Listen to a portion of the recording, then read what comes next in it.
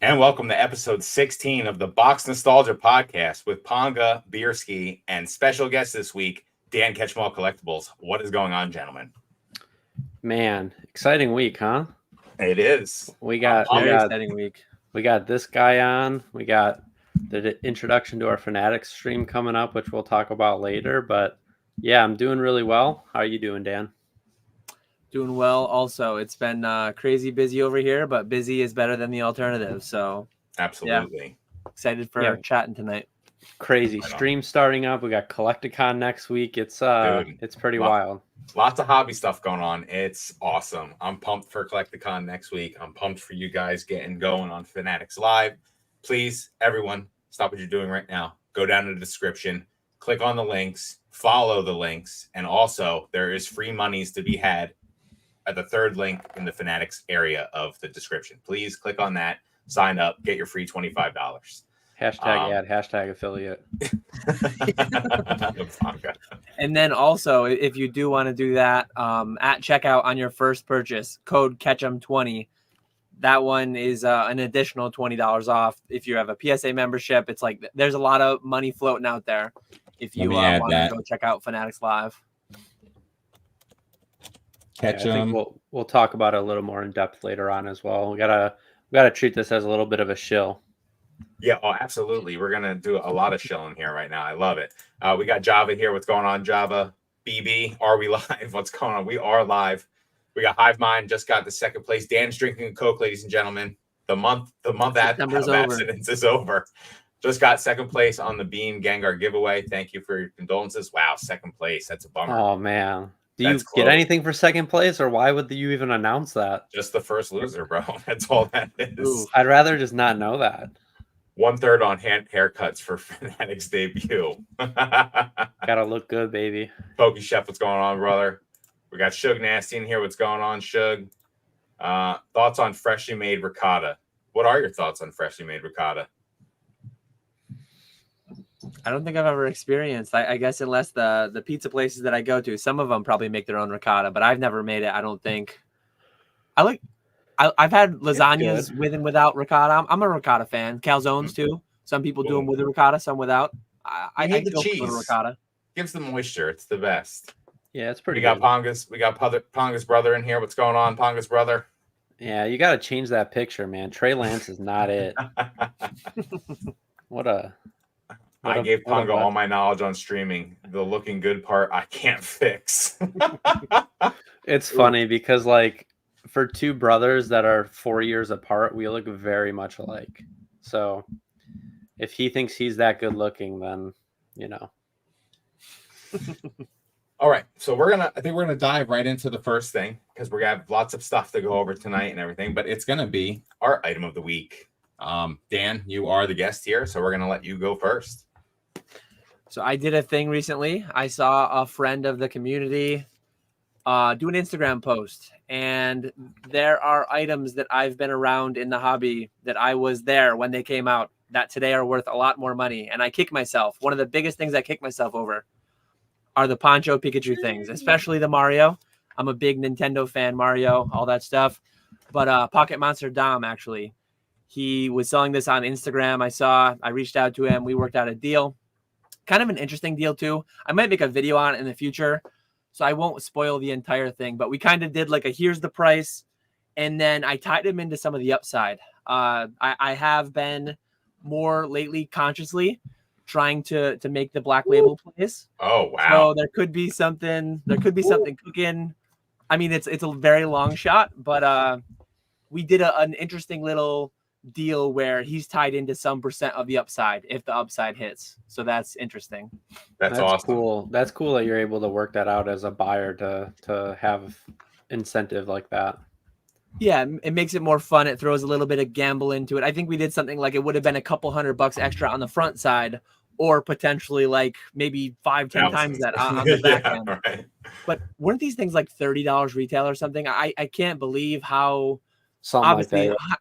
Hindsight, everything becomes obvious, but like these are $4,000-ish now, and they were probably $30 at release, over a 100x from 2016 to today. Pikachu wearing the clothes of other Pokemon, of other Nintendo IP. I mean, so obvious in hindsight, but I was doing my English collector boy things, and I missed these ones real bad. And then the Screams, I didn't miss those ones. I did well with those, but I'm entirely out of those now too. So first graded card I ever bought was Psyduck 9 from you, Dan. That was the first graded card I ever purchased. Yeah. Yep. So that's awesome. Those are awesome cards. These ones I are love too. Them. Oh yeah, they're great too. I constantly tell myself that I'm not going to miss the next one, and now I'm in, and it's like the Van Gogh. Van Gogh just happened, and I had 80 of them, and I quick flipped them for $1 or $2 per profit because I was scared. So I said I wouldn't miss the next one, and then the next. I mean, it's not going to be to this level, I don't think, but it's a $300 PSA 10 somehow, and I had like 60 of them at 60 or 70 a piece, and I moved them right on. It's wild that they're still holding that value of $300 a piece. It is wild. 10s, and they have like there's got to be 50,000 of them graded. Wait, you was your first hot take of our podcast something about the pop report for them? Actually, I should check that out. I think I said it was going to be 50,000. I think it's in the high 30s right now. I actually was just looking at that recently. Let's see. Pikachu with a felt gray hat. Let's see. Pop report. So it's almost 30,000 10s, but counting 9s, there are 50,000 graded. So there's 29,000 10s and there's 22,500. Let's go. I undershot hard, man. Wow. That's a lot of Van Gogh Pikachus being graded. That's a lot of 9s. And the price is up 50% on the 10. I remember several months back it was like a $200 10, and the price is up 50% with the pop up like double. Like it's insane. Yeah, and it's almost like grading cards people like is worth it. Like this one, and then the Screams, I kind of did them, and I'm not going to miss the next one. I'm going to have 500 of them. I'm going to have 1,000 of them. And I had 80 of them in my hand, and then I just quick flipped them. And I'm like, nope, these are not going to hold at 80 raw sealed. These are going to be 20 sealed, and then I'll buy 1,000. And they went from 60 or 80, whatever they were, up to 100. And yeah. It's, I mean, I had, I think 15 of them directly from the Pokemon Center. And I only graded one of them because I was like, there's no way. Like, there's so many. Like, if I was able to get 15 and I just graded one, sold it. I was bundling like the plush and the card together for like $150, just trying to get rid of them as quick as possible. I try not to be greedy, but at some point I kind of wish I was a little greedy and at least graded a handful of them. But I mean, people were walking around Houston with the sealed white boxes of them, 400 or whatever it was in the boxes, and everyone was signaling like, "Oh, it's over, guys, it's over." And then in Orlando, I saw not one of those boxes, and look what's happening. So crazy, great card. I graded 3 of them, I think, and then 2 of them I graded got sent to Australia, and the dude instantly charged back, or not charged back, but returned them to eBay, and eBay ate it. Like instant. As soon as he got them, they were just like, your buyer has issued a return. Gotta love that. Crazy. Yeah. All right, Ponga, what do you got going for us? Yeah, I got a Skybox Lion King Series 2 booster box. It's all these weird sets. Yeah, so I was just about to say on the back, all these sets that I show have like crazy chases. So this one has cards that are 1 out of 9 packs, cards that are 1 out of 24. And then the most rare ones are 1 out of 90 packs, which is kind of nuts. They have things like puzzle cards, all that kind of stuff that we see with a lot of these kind of weirder sets. And they actually don't guarantee any hits of those 1 out of 9, 1 out of 24, 1 out of 90 out of a box or a case. So that's based on their entire print run. So yeah, pretty interesting. They're more like film cards rather than like TCG cards, but I love all this kind of stuff. You could find these boxes for like, I don't know, 20 or $30. I collect this kind of stuff just to have it. But yeah, it's really cool. I love booster boxes that look like this rather than the newer Pokemon ones. You know, more like the WotC booster boxes. I think they just look great on display. I have a whole shelf in my room that is just full of random TCGs that I love. So pretty cool. Gonna have to replace all that stuff with inventory soon, huh, Ponga? Yeah, Dan's ruining my life over here. I love it.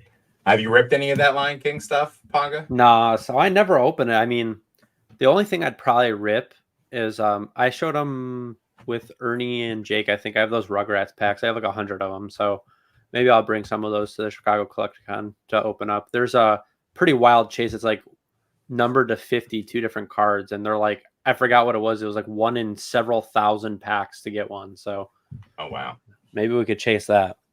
Maybe. All right, I'm gonna go. Big Lebowski Funko Pop. So I was listening to Josh Old Card Shop and Retrospecs, their last podcast together, and they were talking about Funko Pops and how it's crazy how like everyone has like one Funko Pop. Like everyone just has one floating around their house, and I do. I got one last year. It's the Big Lebowski. Here's Dan pulling his Funko Pop out. There you go. Big Lebowski is the best. One of my favorite movies of all time. Obviously, you can see. Great flick. Love having it. Man's chilling on the rug. It's one of the better scenes in the movie. So just wanted to shout out Old Card Shop and Retrospecs on that. Because, yeah, they were right. Everyone's got Funko Pops. So, all right. Yeah, I have way too many Funko Pops in my house. I'll just leave it at that. So you're one of the collectors. We had we don't have it on display anymore, but we had a whole shelf in our old house, like one of those IKEA bookshelves, full of all the Game of Thrones pops. Oh, nice. Pretty cool. Yeah, the Game of Thrones ones are cool. Yeah, and then I have like a whole shelf of Dragon Ball, Pokemon, Lilo and Stitch, all that kind of stuff. Nice. Way too much. I don't really know anyone. I think I know several people that would have one or two like I do. I just have some of the like the pearlescent ones from Pokemon Center. But I have a brother-in-law that does like the amiibos. I don't know if he's still going with those, but at one point he was trying to do them all.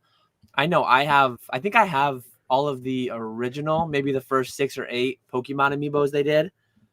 But yeah, Funko Pops, I don't know of anyone like super deep into them, but every convention you go to, there are like entirely pop only stands, and then PSA grades them, and yeah, it's a pretty big thing. Sorry, Earth, all these so much plastic. I mean, this thing is it's a plastic toy in plastic with more plastic like wrapped around the head and stuff. It's wild. Lots of crap. Like PVC or something, right? Yeah. You should. We have a giant one of like from Mandalorian, and you should see the amount of plastic in that one. It's like 10 times the amount of plastic. It's pretty nuts. Crazy. Oh, it says PET1. So I guess what it's is PET, that, Mr. Chemical Engineer? Polyethylene terephthalate. Oh, look, here we go. I love it. That's great. People don't forget. Plastics. There's a lot of different plastics out there. It could be, but PET, that's usually what I would have guessed PVC though, but I guess it's PET. All right, chemical engineer, we get it. Chef's gonna make the ricotta at Chicago. Everyone will leave learning how to make ricotta. Awesome. Can I get a hand delivery for any Fanatics auction wins? Need to ensure I have my Collecticon inventory. I've had a couple people DM me that. I'm comfortable doing that as long as Ponga is too. I can't speak for him, but it'll be nice to have some amount of people in there that are looking to flip, right? Because it's like I said it in my video. It's like if I'm selling stuff for 50%, people will just be buying it to resell it. If they weren't there, though, it would have only sold for 45 or 40%, right? So if I get a few flippers in there with free credits in their pocket, hopefully that can be a little bit of a smooth onboarding, not getting too wrecked. Yeah, as long as the person doesn't complain about them not receiving their item quickly, because obviously it'll be like a week delayed. So I don't mind. As long as it's a few people. I'm not going to do 20 people and have to carry my inventory and keep track of a bunch of orders. But if it's 1 or 2 people, someone like BB, I don't care. Yeah. Do you have like a time frame you have to get the cards shipped out by with Fanatics? Because I know Whatnot, it's 48 hours you have, and then they have 2 business days. Yeah, 2 business days, and then Whatnot also has like a local pickup option as well. so you can actually do a local pickup and not ship it. Because I don't know if anything's tied to like the tracking through your stuff, if that's going to give you a mark or anything if you hand deliver. That's what I was going to ask. I don't think it has automated things tied in with that. I think if a customer raises a request, I think someone can obviously go in there and look at it, but I don't think it's quite as streamlined as like an eBay would be, where it sees what's happening there, or like TCG Player even. TCG Player is annoying though, because it's like 48 hours strictly. Like it doesn't care about holidays. It doesn't care about weekends. If you sell something at Friday night, they're like messaging you, they're emailing you by Sunday night, like get this thing out there, which is annoying. Yeah, they send that message, but nothing really happens unless the buyer complains. So it's just an automated thing, but it's annoying that like they don't program in weekends, holidays, anything like that. I used to panic when I see that message because of the Friday to Sunday thing, and then I realized that like sometimes I wait like 4 days and it doesn't matter. No one cares. Yeah, you might get a message that says like, "Hey, are you going to ship this?" And it's like, "Yeah," but right now, no one's ever complained. So I've actually like TCG Player's got to be the platform I've had the least complaints on, like from shipping things. I usually only sell sealed on there. Maybe that's why, but I don't think I've ever gotten a complaint. I actually just got a message. I messaged some guy. When Lorcana, the first chapter came out, I got boxes from Best Buy and they shipped them to me in a bubble mailer and they were just smashed. And I messaged the guy, I posted on TCG Player with a picture. And I messaged the guy. I was like, "Hey, this is damaged." Like after he bought it, he just messaged me back a year later saying, "Yeah, that's fine. I'm going to open it." And I'm like, what? I was so confused. All right. We're going to get to the next thing real quick. This day in history. So I was going to do a Nintendo one, but something far more interesting popped up. Final Fantasy VII International released on October 2nd, 1997. So a day ahead of what we got going on right now. But I mean, massive game. Features all the improvements from the North American version of Final Fantasy VII. Just kind of rolled that in. But, Final Fantasy is one of the bigger video game platforms, or not IPs out there. So just interesting. Also, Pokemon Fire Red and Leaf Green were released in Europe for the Game Boy Advance on October 1st, 2004. We have Legend of Zelda Phantom Hourglass was released in North America in 2007 on October 1st. And then we also have Donkey Kong Land 3 was released in North America for the Game Boy. I played Final Fantasy 7. I've played the Phantom Hourglass. Obviously, Pokemon Fire Red and Leaf Green. Played those on a Game Boy Micro, which is awesome. I wish I still had my 25th anniversary Mario one. It was just like a cool little box. Console was cool. So, cool stuff. I don't know if you guys have any. I never got into Final Fantasy. I don't know that I've ever even played one. But I know turn-based RPG.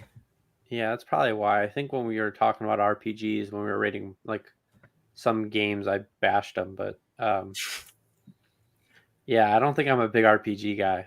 Maybe. I don't know. They're fun when you have a lot of time in your life to play them. When you have no time to play, they are not fun. Yeah. You just can't do anything in them. So, kind of takes you out of it. All right. We're going to go on to the next thing now, and it's what everyone's here for. Everyone, put your bibs in. Go get yourself a little drink, because it's the tier list of meat. we are listing meat today, people. This is where the hobby is taking us. Let's go.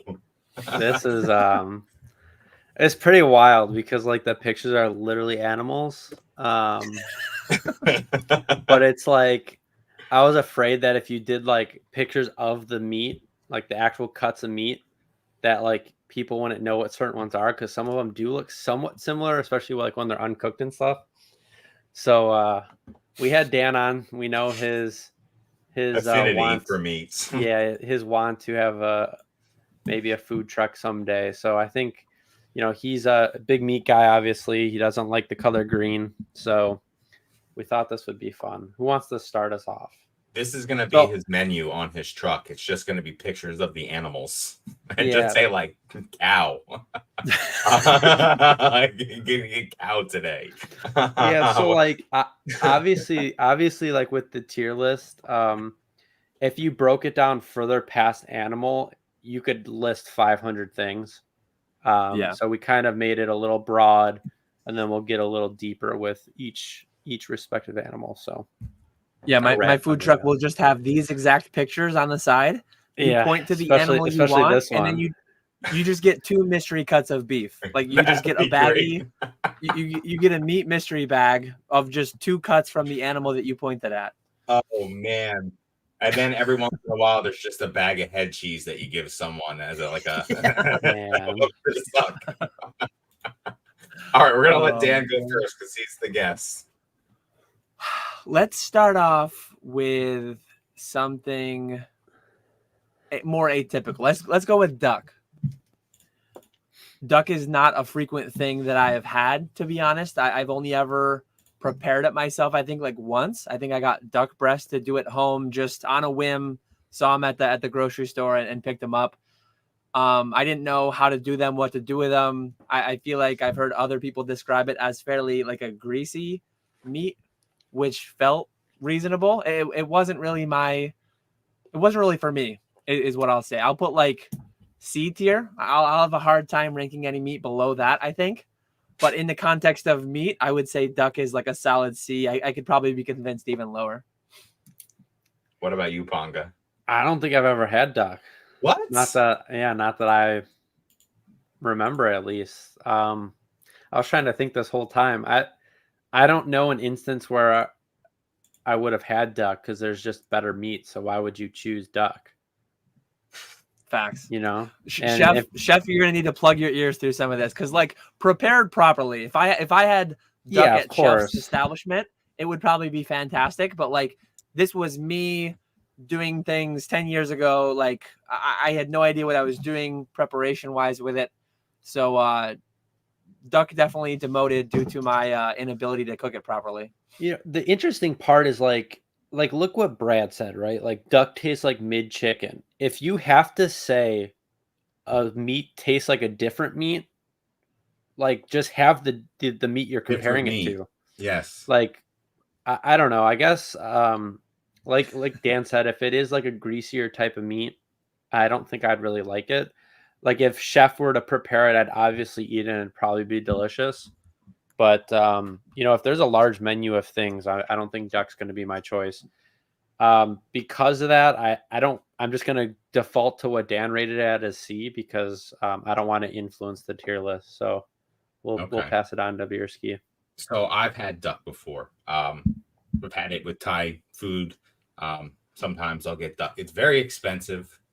I like chicken better personally. I could eat chicken all day long and be okay with chicken. Like chicken's probably it might be an S tier meat because it's so. Hey, versatile. we're not rating chicken yet. I know we're not. Don't I know we're spoil not. it. I'm just Don't spoil giving. it. I also just want to say, Thrifty, thank you for liking this video despite knowing that we were going to do a meat tier list. So I'm sorry. Yeah.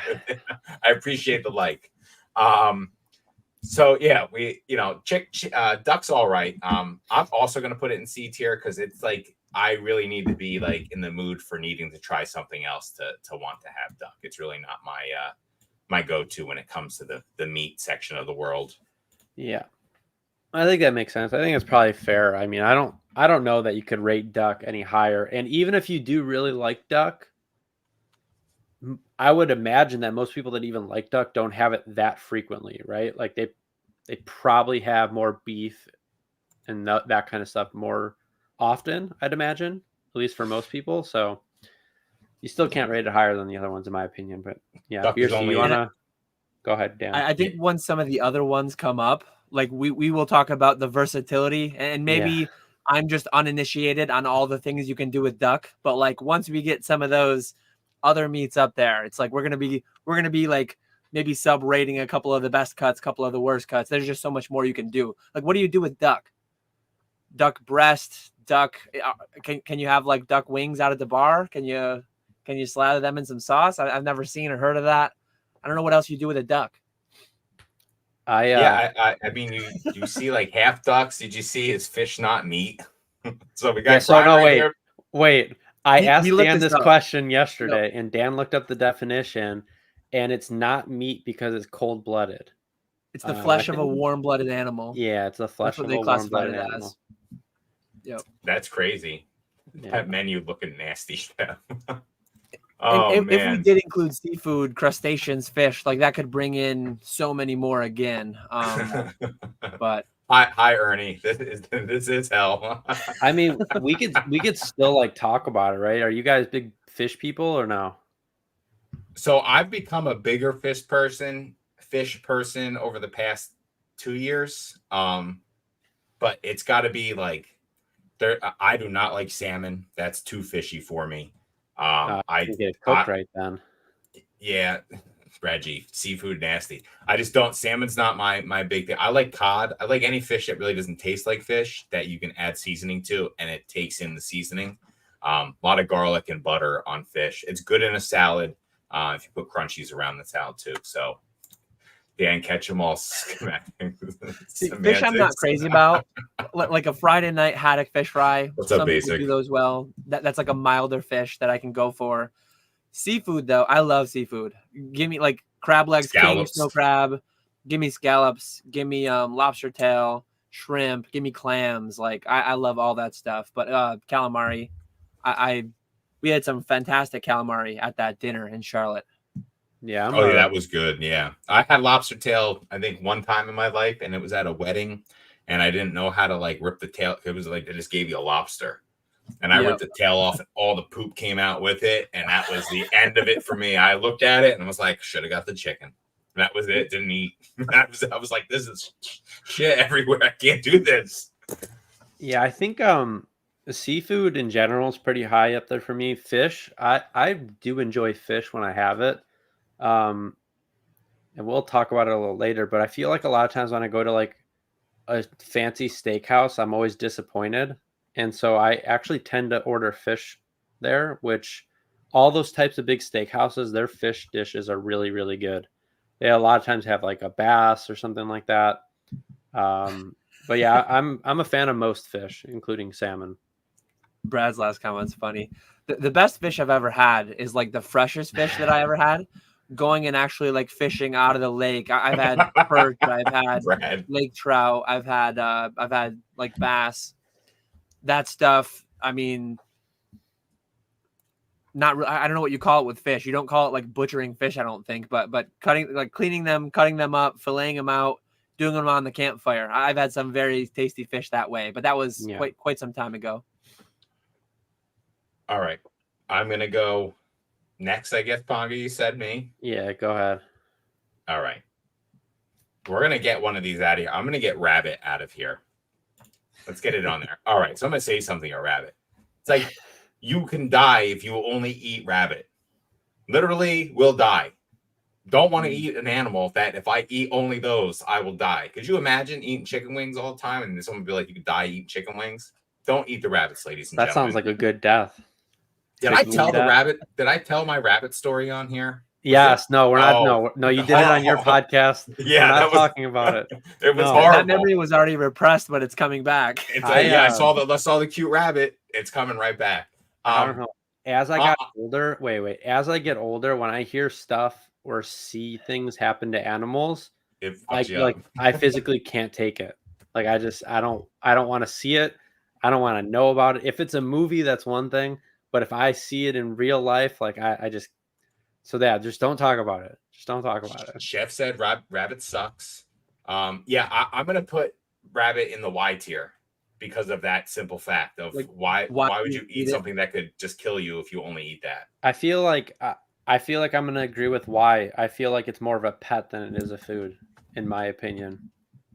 I guess answering the why, being who I am, I think it's bigger in some like third world countries maybe, because there's like sayings about like rabbits, like reproducing like rabbits. I think it is a meat that is very easy to like raise and just so I think that's like the why. But I will also agree with why. Like we actually have one in our freezer.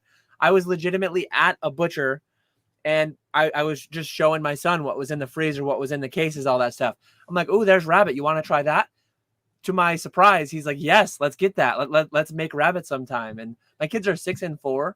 So more and more lately, they've been talking about like what we're eating and like, oh, what's this come from? And they're not getting squeamish about it. Surprisingly, they're just like, oh, cool. Like this was a cow and now we're eating it. And I talked to them about like not wasting food, especially when it's animal, because it's like that was something living. And I'm a big fan of eating meat, and I'm a big fan of not wasting it, because it is a shame, like for something to have given their life to make your meal and then you just throw it in the trash.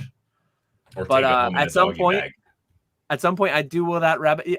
Yeah, you did at least eat yours for breakfast, so that was good. That was good to not waste it. That would have been a shame. But I will do that rabbit at some point in the next month or two. I don't know. It's in the deep freeze, but I do have a rabbit. I need to figure out how to prepare it at some point. So probably won't turn out well, but way too lean of a meat. Again, once we get to them, the best meats, they got some fat in them. They got some flavor. What did you rate it, Dan? Y tier. I agreed. Okay. I just had to ban my first person. Can't have it, man. I don't understand the animosity, dude. Like, he come in every live stream and you're just nasty. So I'm sorry, dude. If you can be not nasty, you are more than welcome to reach out and get unbanned. No, I'm all set on that. Yeah, that's multiple offenses. He's gone by a couple different names. He can't help himself. Yeah, but trolls be trolling about. So where are you putting in Y, Dan? Yeah, Y tier. All right, perfect. Let's see. Skater Nesto, Bros and Engineer, y'all got him talking about rabbits. Hey, Ponga, I mean, what would you go ahead? What would you name your pet rabbit, Ponga? I don't know. I'd have to think about it. I'm the kind of guy that wants to meet the pet, but I'm just gonna be generic and say Hops. Why homie get banned? You know exactly why, Brad G. Yeah, it's not the first time either. That's the last. We're good. Yeah, we're straw that broke the camel's back, but it's all good. All right, so Ponga, you're going meat wise, buddy. What are we going here? Yeah, I'm gonna go turkey. Ooh, tryptophan, so baby. I don't, man. Nashville sleepy. Maybe it's I don't know if it's a hot take, but I'm genuinely not that big of a fan of like Thanksgiving dinner. I like ham or turkey for you. So I like mashed potatoes. I like stuffing. I like all that kind of stuff. But like turkey is good. I'll eat it. I don't mind it. But I'd rather have basically any meat like beef, pork, anything like that over turkey. I will say it's not always dry, but people tend to mess up turkey and it dries out fairly easily. Yeah. And like turkey lunch meat isn't my favorite either. I like it. I think I like turkey lunch meat better than like turkey you'd have on Thanksgiving, but processed turkey lunch meat is better. You heard it here first, ladies and gentlemen. Especially if it's like, they have like the flavored ones. You could get some pretty good ones, but yeah, turkey in general for me, I'd probably be around like maybe like B tier. All right, that's not so bad. I was thinking C, but I can't put it on the same level as duck, even though I've never even had duck. Because I'd imagine it's probably better than duck. We probably should have got C for duck, honestly. But oh, that would have been good. Yeah. Sometimes the tier lists flesh themselves out once you're halfway through it. Well, we're not even halfway through, but yeah, turkey. I'm similarly like first thing that came to my mind would have been C tier, but it's better than duck.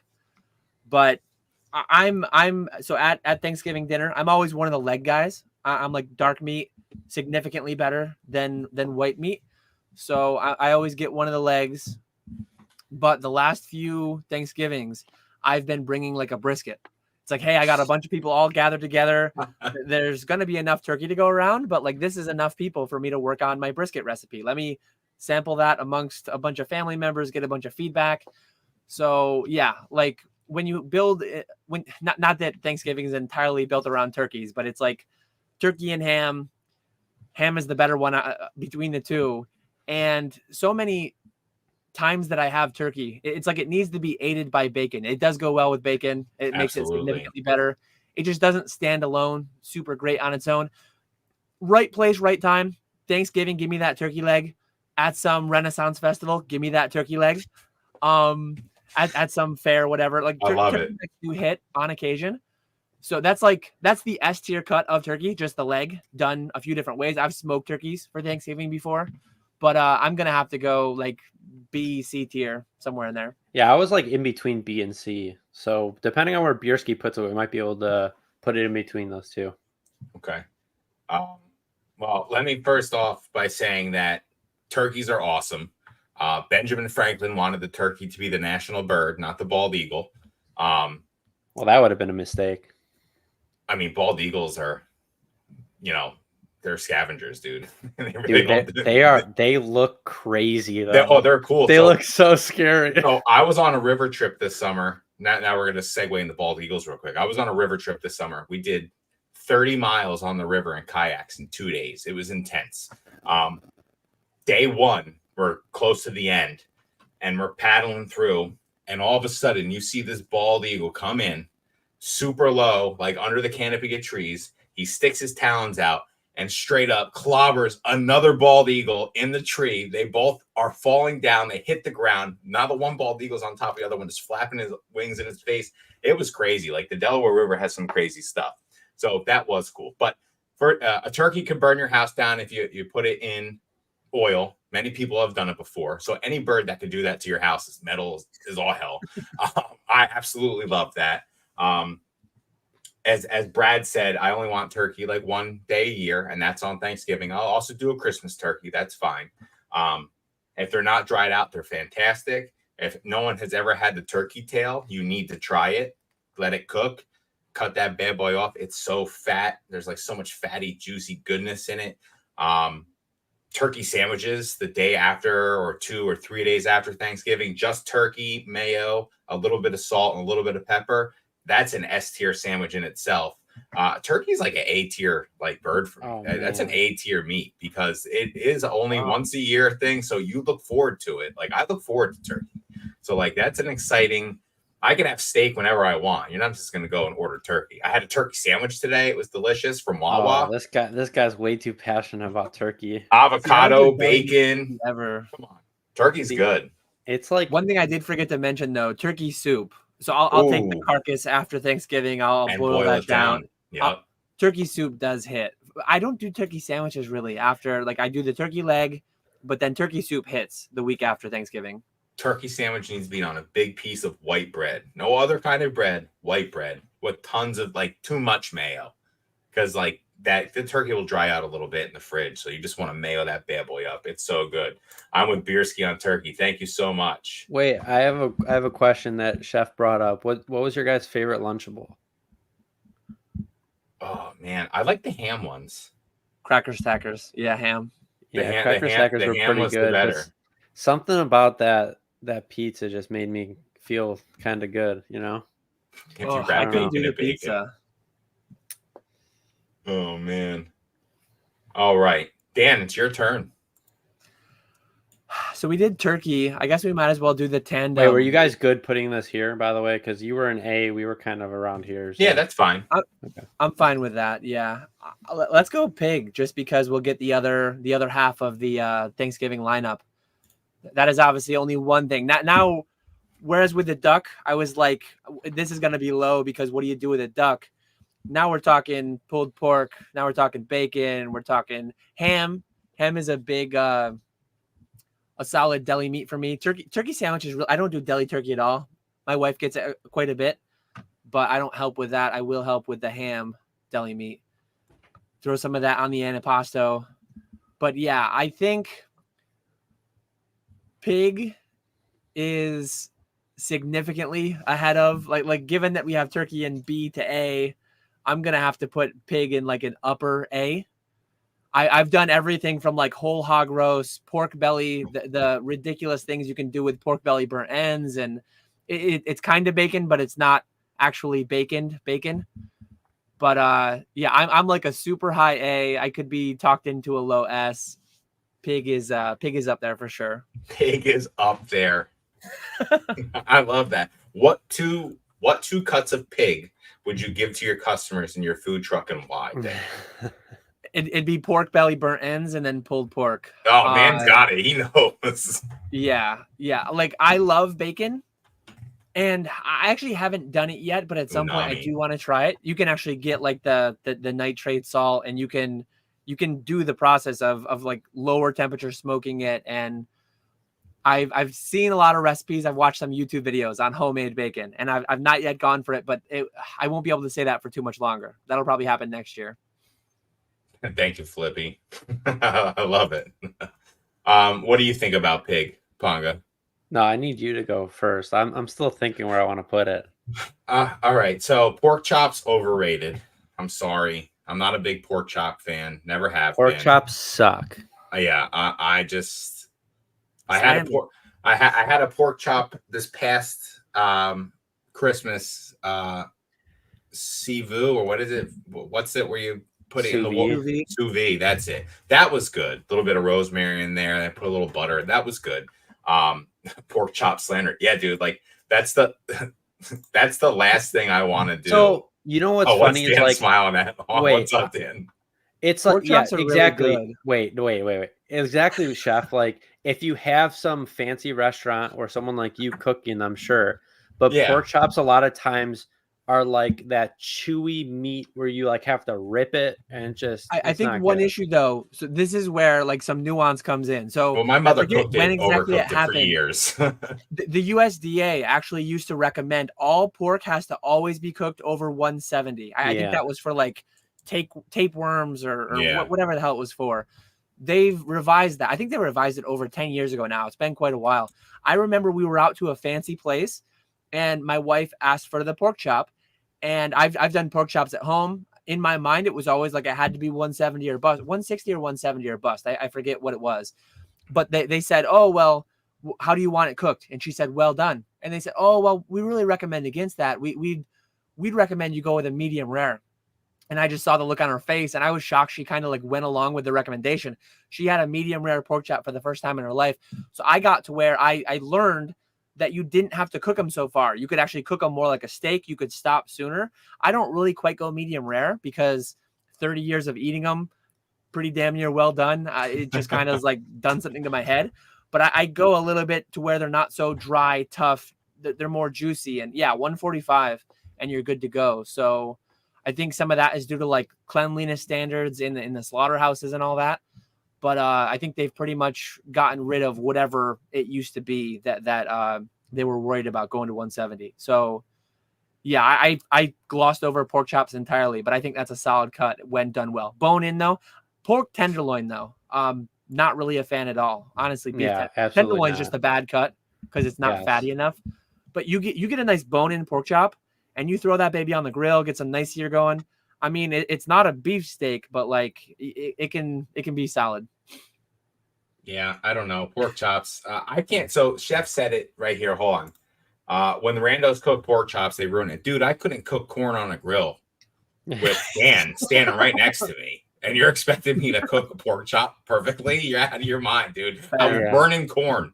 And then we were dropping corn on the ground on purpose. I don't know. It was bad though. So I don't know. Pork chops are terrible. Bacon's awesome. Ham's good. I'm a big fan of ham. I like a good Virginia ham. Beerski Rando confirmed. Absolutely. I don't know. I'm gonna put B tier, man. Yeah, I'm gonna put it in B tier. Like I like bacon, I like ham, but like I'm not going out of my way to turkey over pork, baby. Oh man. Turkey over pork. I don't think I've ever ordered pork out at a restaurant in my life. No, ever once. I've never done it. Besides like pulled pork, obviously, but that's I don't like pulled pork. Pulled pork would be about it for me too. I really don't get it out much. Dude, a nice pulled pork sandwich slaps. I don't know. This one's probably the hardest one for me because I dislike pork chops and like that type of pork so much, but I like the other pork. So like I love bacon, but then it's like, how high can you really rum ham? Yes. Oh, Dan Zard, thank you so much for bringing some It's Always Sunny into our lives. Frank Reynolds is an absolute G. He's back there. I'm gonna put like, so you put it in B, Dan put it in A. I'm gonna put it between the two, so we could just lay it right in between those. Go a couple pixels above turkey. I feel like we got a couple pixels above turkey there. For any historians out there, I was curious, so I looked it up. It was in May of 2011 that the USDA changed the guidance on 160.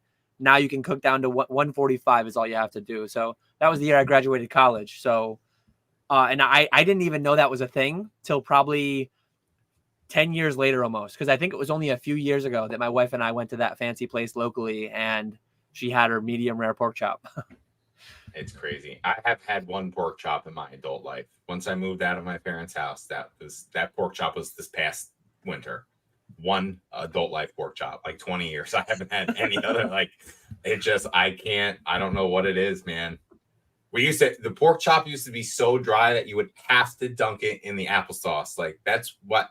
And guess what? I haven't eaten applesauce since the pork chops. So the whole thing, like, oh, I love my wife's like, "Do you want pork chops?" No, like, please, never pork chops ever, please. Yeah, that's exactly how give them I am another too. chance.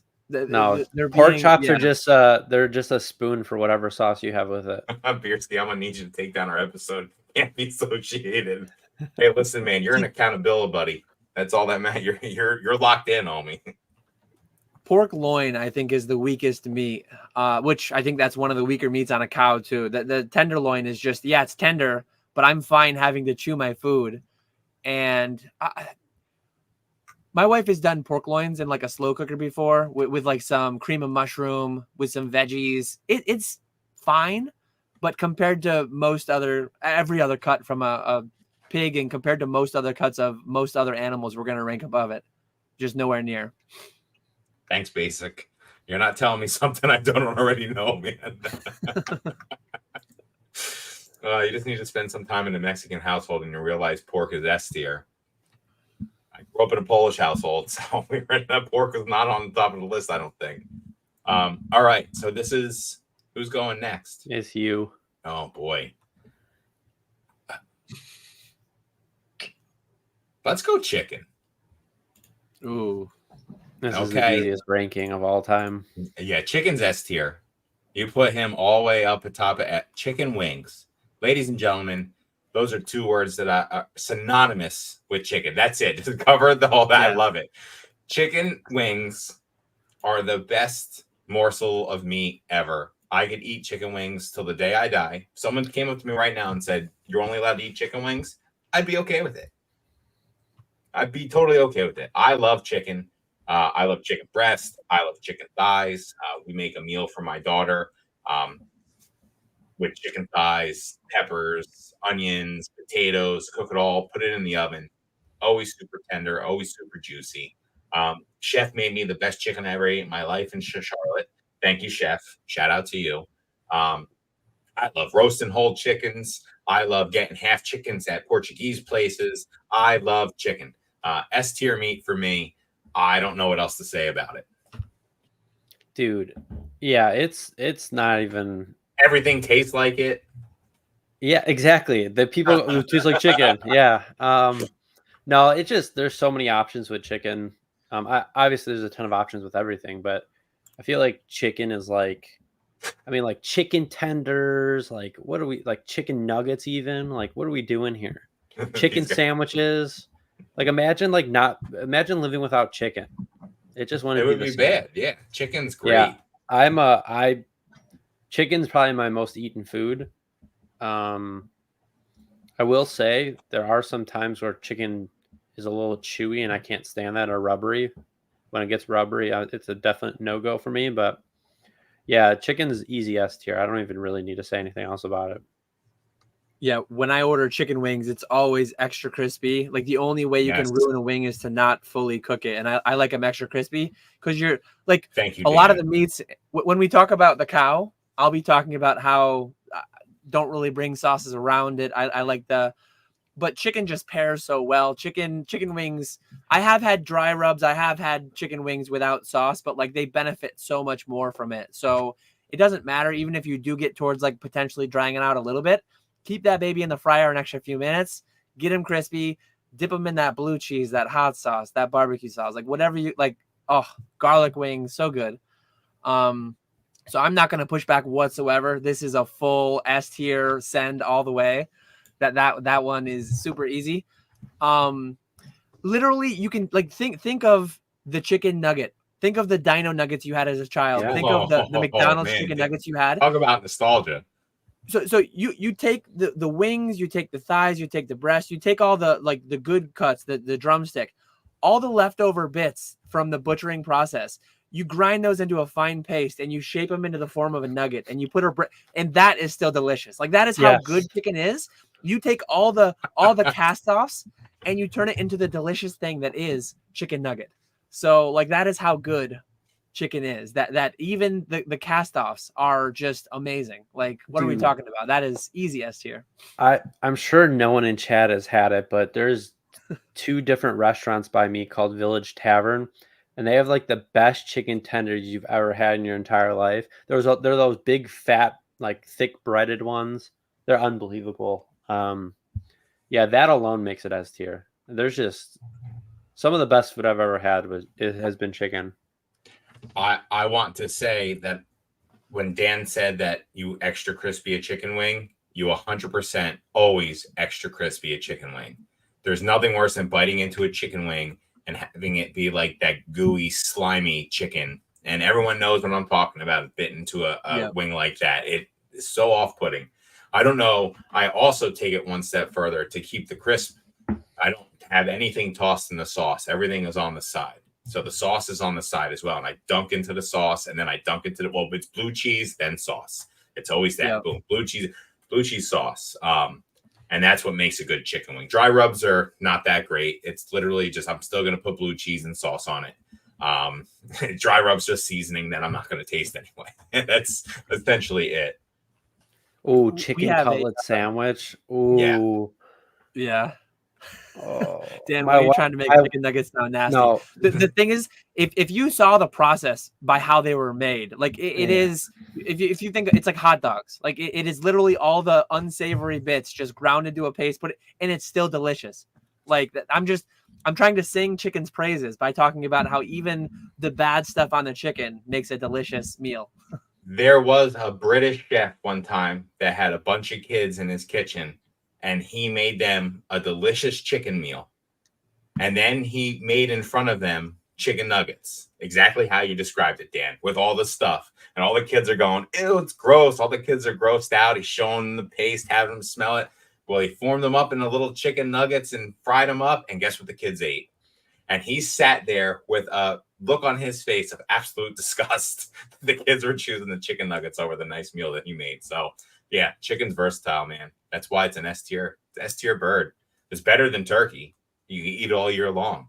We're throwing a Canadian Thanksgiving is coming up in the next couple of weeks, and we do it.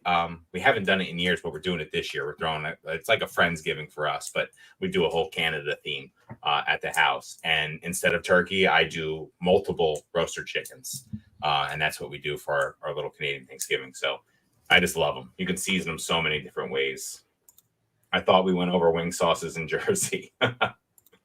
All right. One thing I wanted to add, yes. I just did a quick Google because I every time around the Super Bowl, I know a guy who runs a bar near me, and chicken wing prices have gotten kind of crazy. You know how in Pokemon, well, I talked about this earlier. This used to be $30 and now it's 4,000, whatever. Chicken wing, I remember back in my day, we used to go snowmobiling. Wings. We used to go snowmobiling to a bar that had 10-cent wings. What? I remember 10-cent wings. It was like one night a week. It was a special thing. It was probably a loss leader, get people in. So they probably weren't making, but I remember 10-cent wings, barely one place. But I remember 25-cent wings being ubiquitous. And like the popularity they've gained through the pandemic, there were a lot of places getting to like $1.50. A lot of places haven't come down much because the popularity has just gone nuts. But I still value them more than the market. So even though they've 10x'd, I am still a big consumer of chicken wings. I looked it up. The average American eats about 90 chicken wings per year. I'm definitely those are rookie numbers for sure. I've got to be in the top 1% there. I'm a 1% on a handful of things. Height is one of them at 6'5". Number of chicken wings consumed in a year. I've got to be a 1%er there, I'd imagine. 6'4" and 3/4, Dan. Yeah. 1.25 billion chicken wings consumed on Super Bowl Sunday alone in America. Whoa. Yeah. That's crazy. That is wild. If you run a business based on wings, it gets tough. My first exec job was at an Irish pub, and it's wild. I mean, I hated the $1.25, $1.50 wings. That was a real turnoff. We have it's getting closer to like less than $1 a wing around me right now. But if I could find a spot that does them for 50 cents, I would order so many chicken wings and just have them. Like I'll order them and keep them in the fridge and just throw them in the air fryer and re-crisp them up sometimes. Like I love. We have a couple places that are eat-in only. They will do 50-cent wings. But most places are right around $1. Yeah, 10-cent wings is wild. That's probably like that was some of the earliest. That's probably some of my earliest memories. That's probably like almost 30 years ago. I remember I had a little John Deere snowmobile, and we used to go for rides to some of the local places, and 10-cent wings for sure. Yeah, but probably wasn't 20, even 25 cents more. That's good. Yeah, we had a 25-cent wing by me when I was a kid, and we used to go in during like football season, and they would get mad because we wouldn't order any drinks. So we'd all order water and just crush 25-cent wings, and the waitresses would get so mad at us because we didn't order anything else except cheap wings. So we'd all leave there like $10, $20, and that was it. What's like a large and 50 special? Do you like pizza and wings? We actually just went for pizza and wings with my parents after soccer on Sunday. Name a better combo. And so we got, what's that? Name a better combo. You can't. Oh yeah, pizza and wings. Yeah, I love it. That's an S tier combo. But we got 30 wings, and this place has delicious wings, but really small ones. So 30 wings, a large pizza. We got a couple appetizers, and then a handful of drinks. The chocolate milk for the kids, fountain drinks for the rest of us. $90. $90 for a large 30 appetizers and drinks. When I was growing up, I remember the place we used to get pizza and wings from, maybe once every couple of weeks, maybe a couple times a month, whatever, like $19.99, like $20. And there actually was a place that they've increased the price since, but like a year or two ago, a place local to me was doing $25 large and 30. So not large and 50, but it blew my mind that they were doing a large and 30 for 25. The line was obscene. They did it for like a couple weeks, and it was just way too crazy. Phones ringing off the hook. Like people were scheduling them out ahead of time. I think they're at like 35 now, which is still most places near me now. A large and 30 is like $50 to $60. Yeah, we our pizza place here, we stopped going to it. It was like $70 every time we ordered and had delivery here. Large pizza, wings, chicken fingers, and a salad for my wife. $70. Like it's outrageous. Like. And I could just go out and eat for $70. Like, why am I getting delivery at my house for $70? So we go to the other pizza place now, and it's much cheaper. Food's better. The guy's a creep.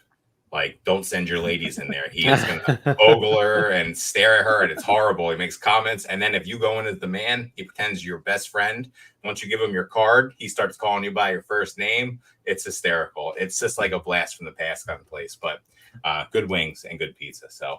All right, we're gonna move on from chicken. I do need to talk about chicken all night long. I do need to throw out there. I briefly brought up, but my wife's chicken cutlet sandwich is unreal. That's probably might be my favorite meal ever. I just need to throw that out there. Lettuce, tomato, onion, mayo, chicken cutlet. How do you do yours, dude?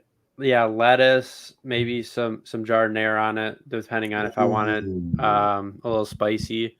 Dude, jardinere.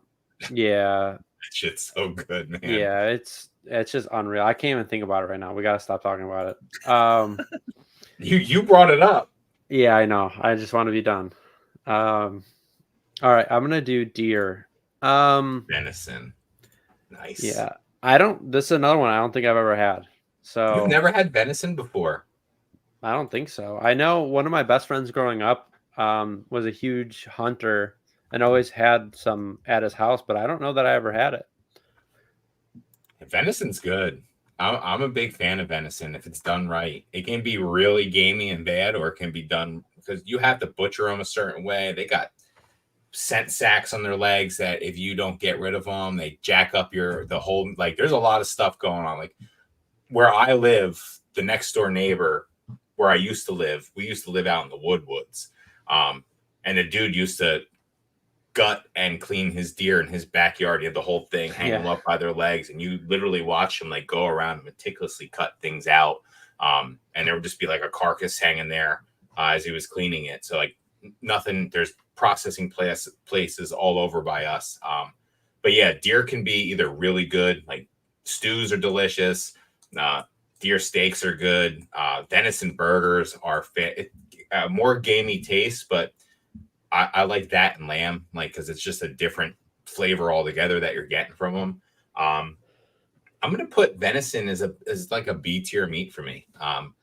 You don't get it often, and again, it could either be really good or you could be like, oh no, like this is bad venison. So, but that's just me. So I don't know. If you've never had a punk, you should definitely order some. Nah, I'd rather just order a meat that I know I'm gonna like. That's how I was gonna go rate for B tier too. Growing up, I actually hunted myself some. I actually have a lifetime super sportsman license in New York. So lifetime fishing, lifetime hunting, deer, turkey. I get those tags every year, and I haven't used them in like 15 years. But yeah, done well. They can be really good. I had friends growing up that their dads were really avid hunters. Like my dad was a hunter. I hunted with him some. But I had some buddies who, like, every time I went over, there was a fresh batch of venison jerky. And I can think of a couple friends who their dads made very particularly good venison jerky. So if we're talking that venison jerky, if we're talking the right cut done, the right, like, as A, S tier for certain cuts, but B feels fine overall. Yeah, it's B's good. It's got to be seasoned right. There's a lot of things to do with it. Chef's saying that you need to make it with a reduction sauce and tenderize it. Again, I can't cook corn, dude. So like this is stuff that's outside of my range. But getting like nice ground venison to make your own burgers and stuff, like it's a pretty good meat. And the jerky is where it's at. Like getting a nice, venison jerky is great. Lifetime hunting and fishing license is a pillar move. It's one of those things that like the math just makes sense. I know fishing permits when I turned 16, which is the first year that you have to do them, I think we're like $20. $20 a season. You could fish all you wanted within season, obviously. But by the time I was like early 20s, I think they were 35 or $40, which got up there pretty good. And if you got your super sportsman for a single year, I want to say it was 90 or 100, and the lifetime was $700. So it was one of those things that was like a guaranteed payback. It's just, I guess, unless you pass very young, but I guess I wouldn't be concerned about it because I wouldn't know about it. But anyways, I invested $700, and it's probably, even though I'm not hunting much lately, I still have fished more. So $30, $30, $30, $40, whatever it is, every time I go fishing, every year that I fish some, it's paid itself back by now for sure. Any plans to go hunting in the future? I would like to get back to it. I don't know when it would be exactly. Growing up, I had access to a lot more land, I guess. Not that it was ours, but my dad worked for a lot of farmers growing up. He worked on a lot of agriculture equipment, welding, fabricating, all that kind of stuff. And he does some of that now, but a lot less. Growing up, I had access to thousands of acres of farmland for ATV, snowmobiling, dirt biking, and then hunting as well. But I guess we would still. We used to actually get the deer management permits too. So like outside of the actual whitetail hunting season, you would actually get certain farmers, depending on their acreage, depending on how much damage they would get from the deer on their crop. Some farmers would get dozens of DMPs, deer management permits, and you could go take actually like with regular hunting season, it's got to be like an adult doe or buck. Doe tags are special. They're separate. But in this instance, it was like literally for managing the population around certain areas. You could take fawns and whatever. Like it was literally just controlling the population of deer. And growing up, we did that a handful of times. We used some of the DMPs, and then we used our tags in season too. But that was quite some time ago. It's serious business in Jersey. Grimer's saying Northwest New Jersey is elite for hunting. So I'm Northwest New Jersey. My wife's school in Harmony, New Jersey, they actually have days for kids to go hunting. that's how like ingrained it is where we are. Yep. And don't be trying to hunt. If you hunt a couple hours early and you bring your deer in, they take temperature of every deer that's brought in at like that first little bit. And you'll get screwed. So screwed. They'll take the deer from you. You get fined. It's crazy. Like what goes on here.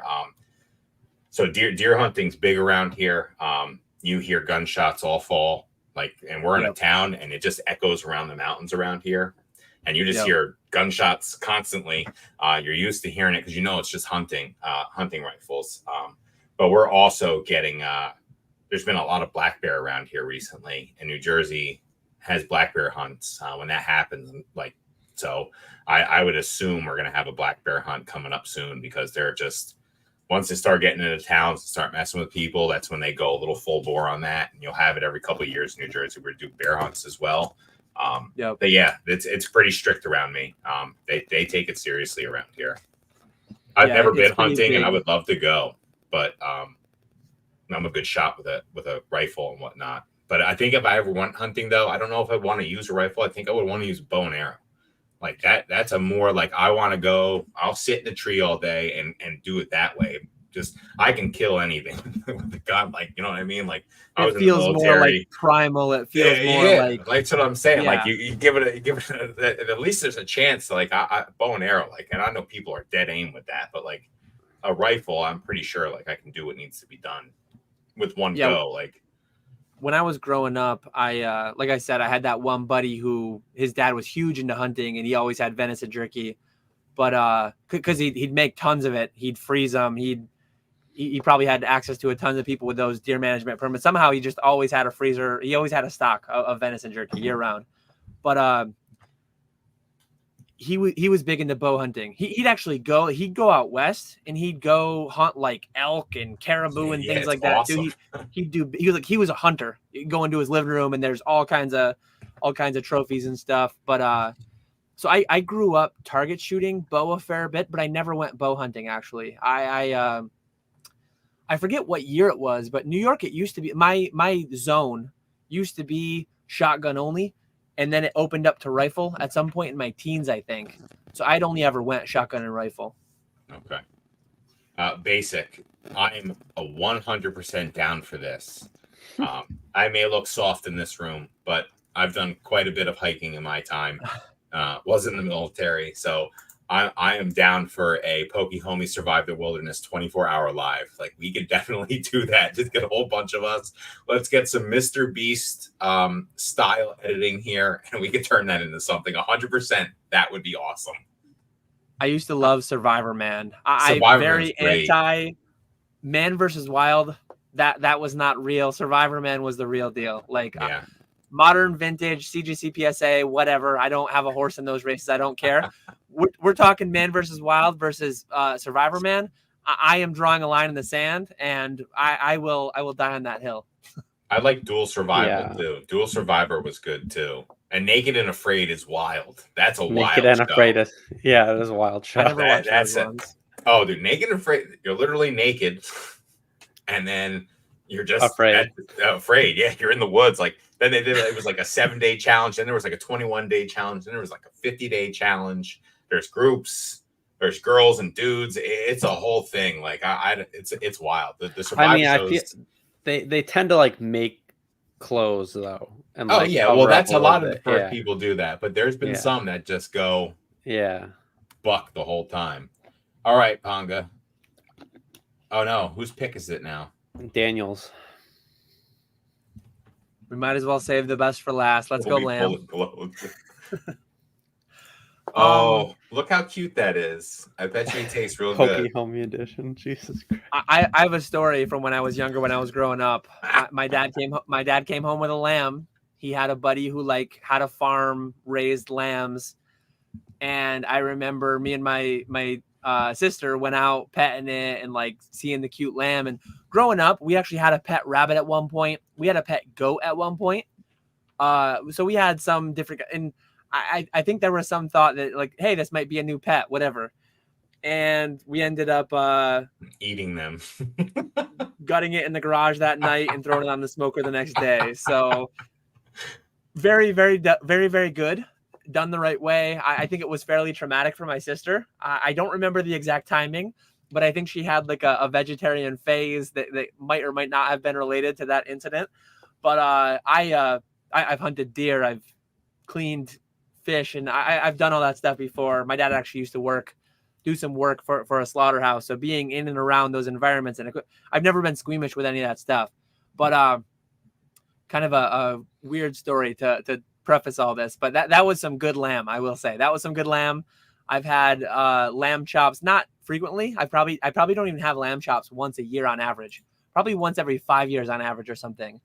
But it's just a different taste there. It's a little bit exotic, stepping out. I would probably put it like B tier. It's just something different. I'd put it along the lines of like venison. I don't know if I can necessarily say it's better or worse. It's just different, but it's not like a staple to my normal cuisine, I guess. I've never had, Chef, you're gonna kill me. I've never had a lamb chop.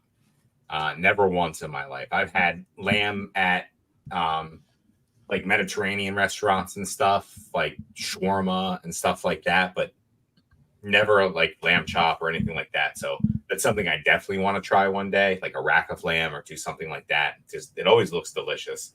Lamb is 1,000 times better than deer, huh? I forget who got it at our table. Someone.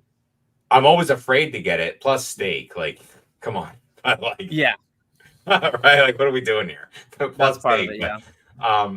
But yeah, I'm gonna put lamb just because it's got an interesting flavor profile and it's different than everything else in B again. Like I like it. I like it when I go to certain restaurants that do it. But I need wild beer ski marinated lollipop lamb chops with aged balsamic. Make it happen, Chef. I'm gonna see you in a week and a day. Yeah. Yeah. Endless opportunities for food in Chicago. Yeah, there is a lot of options. Well, I guess like outside of where Collecticon is, but because not like the city, obviously. But yeah, lamb. I honestly, once again, I can't remember ever eating lamb in my life, and if I did, I don't remember it. So no gyros with lamb meat. Ooh. Oh, I guess Street I didn't think about New that. York City's on point. I didn't think about forgot to that. mention those. Yeah. Yeah, well, I've had that. I do really like those. I didn't even think about that. Good catch, Dan. So wait, beer. Let me go back and add something to my answer because I just thought about that now too. But yeah, like there's only one grocery store around me that sells ground lamb, but I found a recipe for gyros. Yeah. I've made homemade gyros a couple of times that have hit really well. It's like half ground lamb, half ground beef, and all the spices, all the seasoning. I've made my own tzatziki. I tried making my own the bread for it, and it didn't go that well. But yeah. I would say a high B tier. I think maybe. Yeah, I was gonna say that alone makes it like I like it better than turkey, which I put in B. Slightly revise. Yeah, like because every time I've ever eaten that in my life, it's like hero. BB. I don't buy into the hero thing. It's gyro. So gyros, yeah. Also, some supermarkets make meatball like mix, and it is half lamb, half beef, and it makes a better meatball for sure. Yeah, street meat gyros in New York City might be some of the best things on the planet. New York City's a dirty cesspool for the most part in a lot of spots, but listen, if you get the right gyro stand, like, oh man, did they hit. Like, it is just something good, and they put it in the big tinfoil thing, and it's just all over you. I love it. That's good. Yeah. Well, if Chef's saying it doesn't count, then I can't rate it. Because that's the only... count. It's lamb. I mean, I think I'm like between B and A just because of it. Yeah. So, Dan, you said you're still B. Bierski, you still B? Yeah, so we can stick it between B and A. Oh, Dan's going A. Okay. So stick it, yeah. Just a little high. I think it's slightly higher than turkey, but probably on par with pig. See, for me, it's easily above turkey for me. It's above deer, but it's definitely below pork for me personally. Chef, listen, I want to be a better cook. We talked about you having that show where you cook and talk Pokemon. Teach me. I will fly to Raleigh and do that. Teach me. Yeah, teach us. All right. I guess I go. I go last. This just looks like I'm a bunch of worried mid-meat. here. I'm worried friendships might be tested here. Yeah, look at this picture though. Is this not the best picture that could have possibly been picked? I mean, this is just unbelievable. That's a good one. That's a good way to represent the. Who's going first? Whose turn? I don't want to go Ponga first. pulled it up. Ponga, you're going first. Oh man, Job is on the line. There's a right answer and a wrong answer. so and all the other. if I'm comparing it to everything else, it's definitely better than everything to me besides chicken. Oh, this is a tough one. I think I'm still gonna put it in S though with it because I feel like there's just so many options. It's really crazy that pork's on the same level as turkey, deer, and lamb. Is he saying it should be higher or lower? Well, it should be higher. This is my. We all didn't grow up in Hispanic households. Wait, it's not just that. This is like my weekly or bi-weekly explanation that when you have multiple people doing a tier list and there's averages, things tend to be lower than you think they should and on par with other things. I have to explain this every single episode. But yeah, I think cow I'm gonna put in S tier, and like not even because of just like steak and stuff. There's just so many options outside of typical steaks that you could do. But yeah, I think it's an easy S tier for me. Just I will say if there was a tier above, I think chicken would be like S plus for me though. I think it's better than cow. How does this sound, Dan? Ribeye, Delmonico, Porterhouse, New York Strip, T-bone, burger, double cheeseburger. Yeah. Come on, dude. Burger. He goes burger, double cheeseburger. That's it, man. Triple. Yeah, I mean, dude, burgers alone make it S tier. Burgers alone make it S tier. Chill beers, it just not work. Listen, I had the most amazing steak I ever had in my life, and it's with Chef at Oak in Easton, Pennsylvania, right across the street from the Crayola factory, Dan, where you were. There is a steakhouse that I told you about. We got a Chef. How big was it? It was like a 80-ounce tomahawk steak, the most outrageous thing I've ever seen in my life. Brought it out, chopped it up. Man, that was so good. Chef was like, that was my big, like, the end of that week, it was taking Chef there. And I was like, please tell me that this is a good steakhouse. Yeah, that steak and restaurant was awesome. It's a great vibe in there. Had the old fashions. Steak is S tier.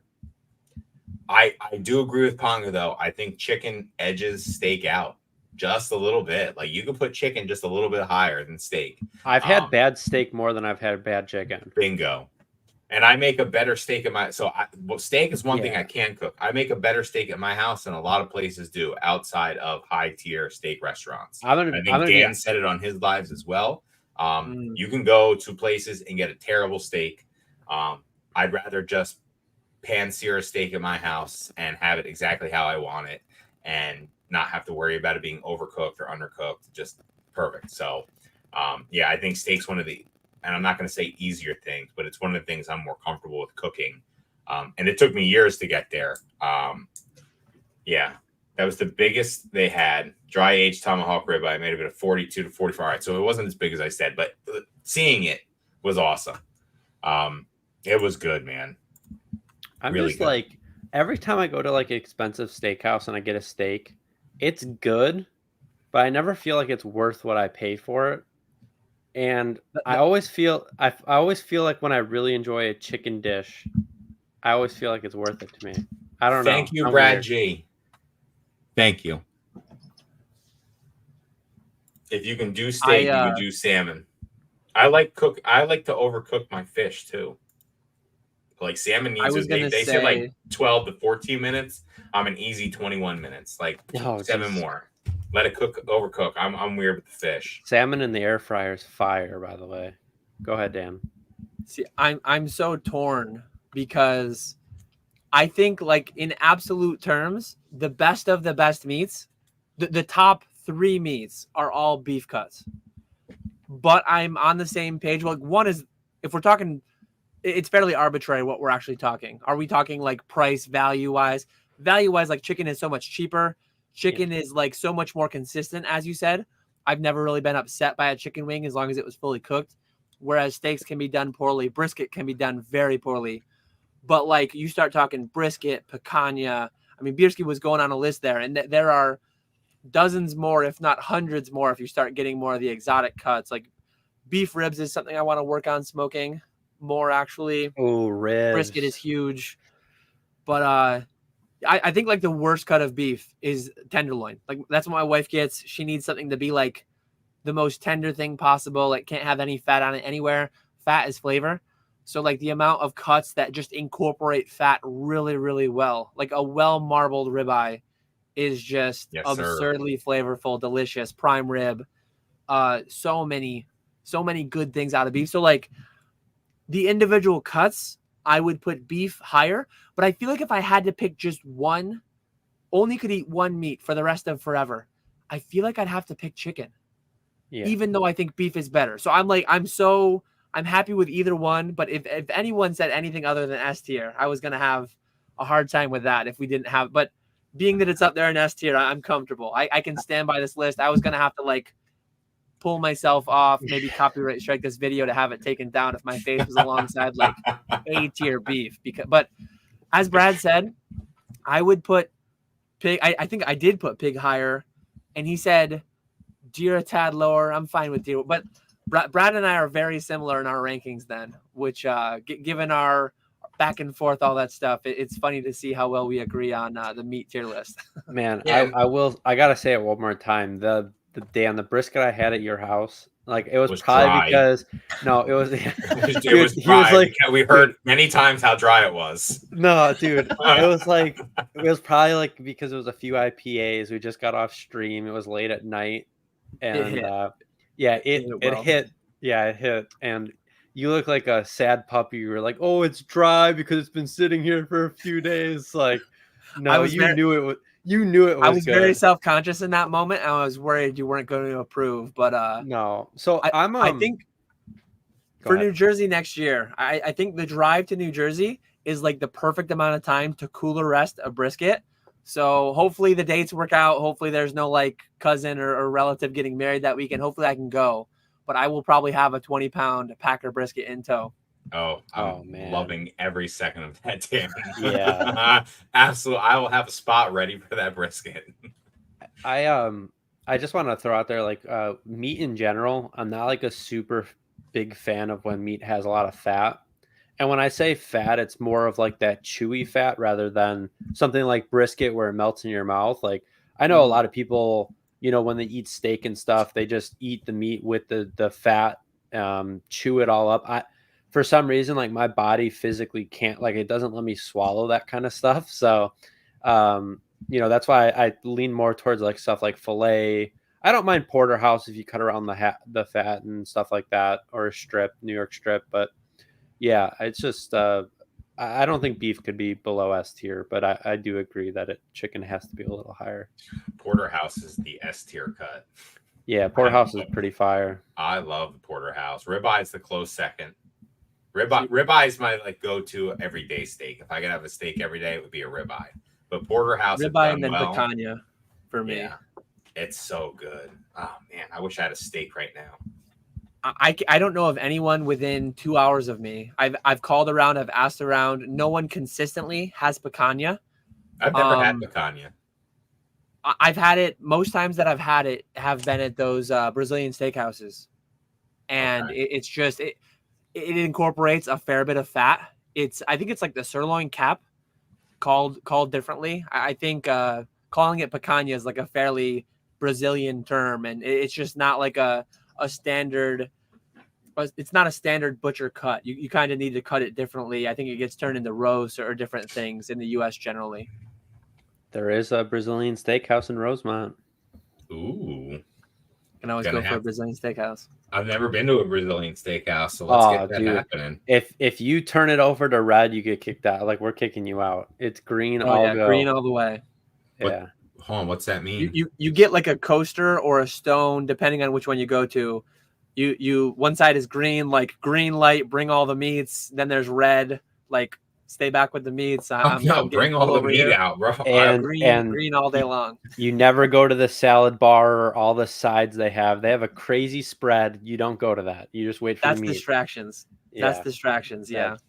Never been, dude. You got to maximize the dollars. You got to try to be plus EV on it. Are they $100 now? The last time I was there, I think it was like 75. No, BB's just throwing shade my way. Beer skin has been $100 to a piece of meat. Brazilian steakhouse. They usually work out to 100 ahead with tax and tip and stuff, especially if you're getting drinks. Yeah. I would, Grimer. I think this might be the thing that happens. Brazilian steakhouse. Let's do it. Yeah, green baby, green. With that, I'm going in on Thursday. I'd be down. Dan's got to fly in Wednesday now. He's going to go change his flight. Well, I mean, we could always do it Thursday instead because I feel like a lot of people still aren't going to be around till Friday. So I feel like we could get the group of people to go. Yeah, I'm in we for can Thursday listen. night. The Brazilian steakhouse will be there. I'll go there 3 times if we have to. Well, listen, there's some money bags over there. I don't know how much money you have to spend on dinners, but I'll go once. Oh man. All right. Well, ladies and gentlemen, that was the meat list. I hope you enjoyed this. This was probably one of the funner lists we've done. Listen, Dan, you've been on a lot of podcasts. You've been on basically every channel we could possibly imagine. Have you ever talked this in depth with different types of meat before? I've gotten fairly deep into it in some of my live streams, but not quite this deep. I just looked. I pulled up YouTube an hour and 5 minutes ago. You pulled up the tier list. So we gave it a full 65 minutes. I think we gave it and we only scratched the surface. Like you could take beef and you could do beef cuts tier list as to why, and you could go into all this. We didn't touch. We did divert into seafood for a few minutes there, which was good, but it was a good chat. I'm a big fan of that, and we didn't talk on. So let's quickly touch on this since we're wrapping up here with the tier list. We're good. I'm here all night. So which pairing gives you like what two go best together? Like maybe two. We talked about beef with lamb already for the gyro. You've obviously got like chicken and pork together in some like different sausages, hot dogs. You've got the turkey bacon wrap collaboration that goes on a lot. Ooh. What do you think is the best combo out there? It's turkey bacon. Yeah, I that's think as far a as like, good one. If you're talking about like elevating it above their standard rankings, turkey bacon is where I would go to. If you're talking about like in absolute terms or something, like it'd probably just be some bacon wrapped steak because I feel like that's just that's a good one that's too. But I think I like the combination of bacon and turkey just elevate both of them so much more than any other combo. I think. Yeah, I like Grimer's answer too. Yeah, surf and turf. So cheating. I'm also I love hibachi grills. Like I love going hibachi. I love filet and scallop hibachi. Like that's my surf and turf. It would be scallop and whatever cut of beef I add. Like I said, lobster I'm kind of a little turned off to. Shrimp's all right, but shrimp's not as good as scallop. So big fan of the scallops. Yeah, scallops are S tier. My daughter loves scallops too. She doesn't eat any other fish. Loves Gordon Ramsay. The scallops is a thing.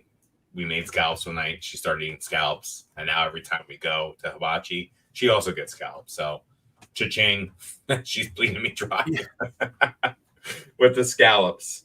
I've actually done I've done a couple seafood boils lately at home. We went out to I think it was called, I saw your last one, I think, on Aloha Crab it was called at the mall in Syracuse, the Destiny Mall.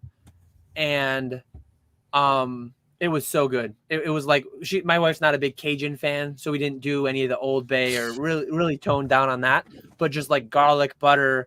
But I had like sweet corn in it, potatoes, scallops, clams, crab legs, snow and king crab. Like I'm huge on buffets and eating like a variety of things. Like I love a good steak, but as opposed to having a ribeye, like that's why the Brazilian steakhouse is so much better, because you have a little bit of beef. You have like above having just chicken wings, I would rather go to have pizza and wings, or above having just a ribeye, I'd rather go to a Brazilian steakhouse and have 10 different cuts of meat, a little bit of a lot of all of them. Too much of all of them. I'm excited to try all the different cuts of meat and steakhouse. So let me tell you what, like I'm gonna be in like, yes, like, let's go. It's pretty nuts, dude. Like you're just sitting there and like before you could even take a bite of one, there's another guy like asking you how you want it cooked, and they just cut it off right onto your plate. It's a very good. You don't even know what you're eating anymore once you have enough on your plate, and you just keep getting. You just say, "Yep, yep, Ignorance yep." is bliss, baby. Yeah, you just this is good. This is good. This is good. Mm. That's got bacon on it. Yeah, it's The pretty nice. pastrami place in New Jersey was insane too. Harold's New York Deli. Chef and I went there Sunday after I laid in bed till 11 a.m. During Collecticon because Nick Old School Pokemon wouldn't let me leave the hotel room Saturday night. Every time I tried leaving, he just kept telling me no. So we went there, and the pastrami sandwiches there are outrageously priced, like $44 for the junior size, and it was just like pastrami stacked this high. You know, literally had to like cut it, but it was good. Chef said it was some of the best pastrami he's had in his life. So yeah, I went there too. The place was fantastic.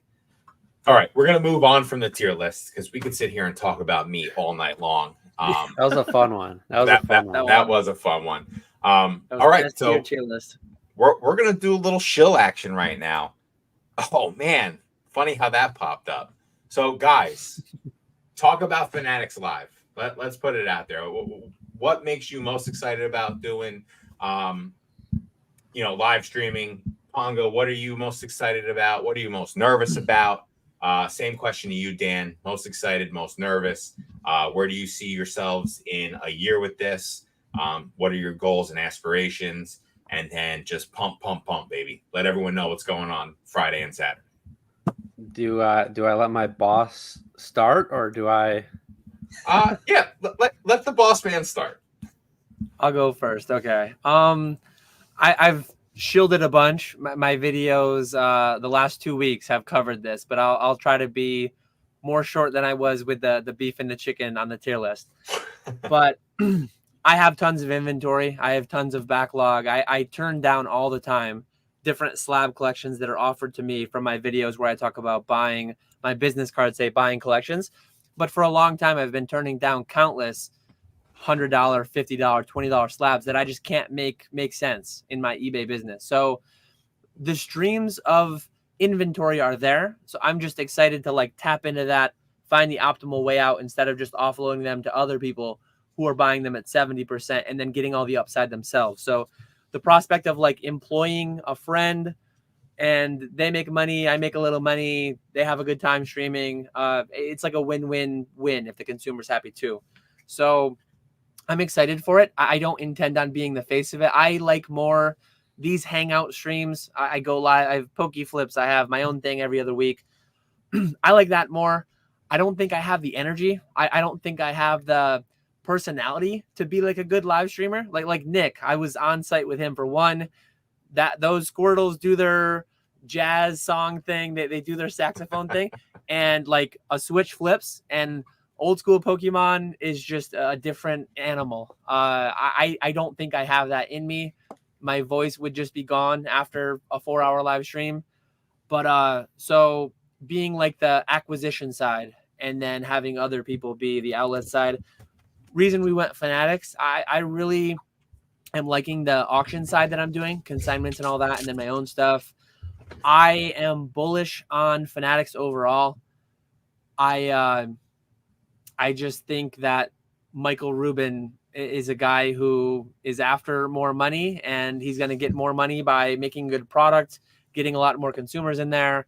And I think it's just the beginning with them. Restricted platform. So I got in because of the auction stuff that I was doing. Felt like an obvious thing to go there. Whereas we have a lot of friends. We have our own Chef. We have our own Weedle. We have our own Thrifty. We have Ray. We have, Ray's Whatnot, but we have a lot of eBay Live people. We have a lot of Whatnot people. We have Beerski. And Beerski. Ray Beerski falling under the Ray umbrella. Sorry to not call you out by name. You're good. But I got you. We're talking about KetchumAllCollectibles Incorporated right now. I think going to like the wide open ocean that is Fanatics is just the logical place to start. I'm really liking the built-in shill that they have going for them. Like they clearly are investing direct dollars. They are paying customers to get them in, like opening a new bank account and you get X amount of dollars for every dollar you put in. You open a credit card, like you open an account, you get $25. You use my code, you get another $20. You have a PSA membership, you're getting a bunch more money. Like they are going hard on acquiring customers. I mean, Whatnot has the same thing too, and I think years ago it was more aggressive. It clearly worked for them in hindsight. Like they were aggressive with it. eBay doesn't seem to have that same urgency, that same push. I worry a little bit more for how slow going that is, or has seemed for the past year and a half. And it's always there too. Like say Fanatics kind of flops for the first month, we can always pivot. We can always roll into eBay Live. And then ultimately Whatnot if both of those fail. So that's like my line of thinking behind it all. I forget if you asked any more specific questions, kind of just talking about it generally and shill it and pump it, right? What are your what you're looking forward to and what you're worried about or something? Yeah, what are you most looking forward to? Well, what are you most worried about? And then where do you see it in a year? Oh yeah. I went on my own thing. Then no, you're good, Dan. Forgot what the actual question for, but the biggest worry is that I have created the following of a little over 5,000 people on YouTube and a little over 5,000 people on Instagram. And my brand is like all the buckets and ixnay on the consumer spending, credit card debt, all that stuff. I don't know for sure, but I think the crossover between live stream consumers and the things that I say that I don't do, the things that I recommend my following doesn't do, it's kind of at odds, right? Like I think generally I haven't curated a following that will be my buyers in live streams. If I were more of a PokeRev, or if I were more of a channel that's just like hype about all the modern sets, opening everything modern, breaking products down, what's the EV on the booster box I just opened, that would be more the following that would be more prone to buying into my live streams, right? So that's my biggest concern, is that we just don't get that, coupled with Fanatics itself. Fanatics itself, along with me, my following. PK is very similar. I think we just don't have, like PK has said many times, don't buy 10s, grade 10s. We will be selling 10s that we often tell people to not buy if they don't have the money and this and that. And it's like, so kind of, kind of looking for consumers that don't really agree or follow some of the core principles that we talk about on our channels. That will be an interesting dynamic. But a year from now, and what I look forward to with it is I hope to have a better avenue, a better outlet as a business to like make higher margin. That's what it's all about, right? Like making margin. The liquidity factor is second to none with live stream selling. So the liquidity is just inherent. It all comes down to what the price actually achieves with the auctions. So I'm hoping that it will do good things.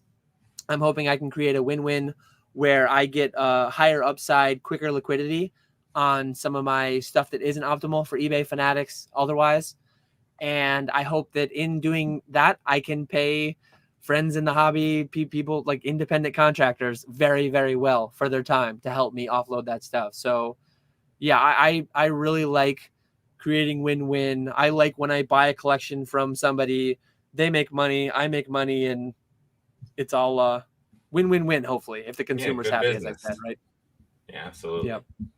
How about you, Ponga? Yeah, just echoing what Dan said. I mean, with Fanatics, it is the ground floor. So it's pretty cool that, if they keep investing in it, we could really get in at the ground floor and be, some of the faces of the Pokemon side of that platform, which would be pretty cool.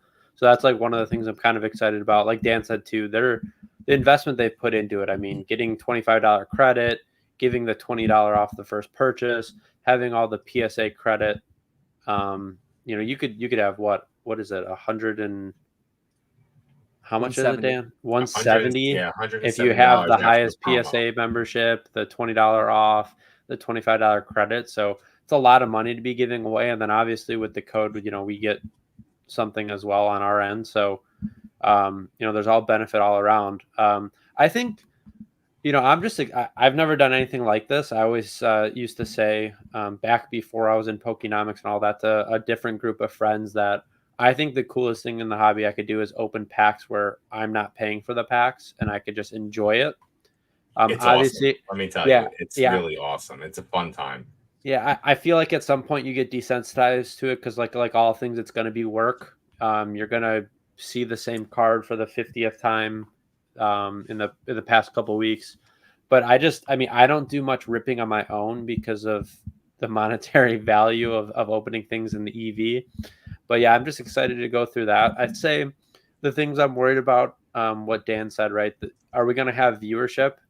There you'll go on Fanatics Live right now at times in the Pokemon section, and there's not streams going on. I think when I checked yesterday when Dan scheduled the lives, we were like the only scheduled live that was there.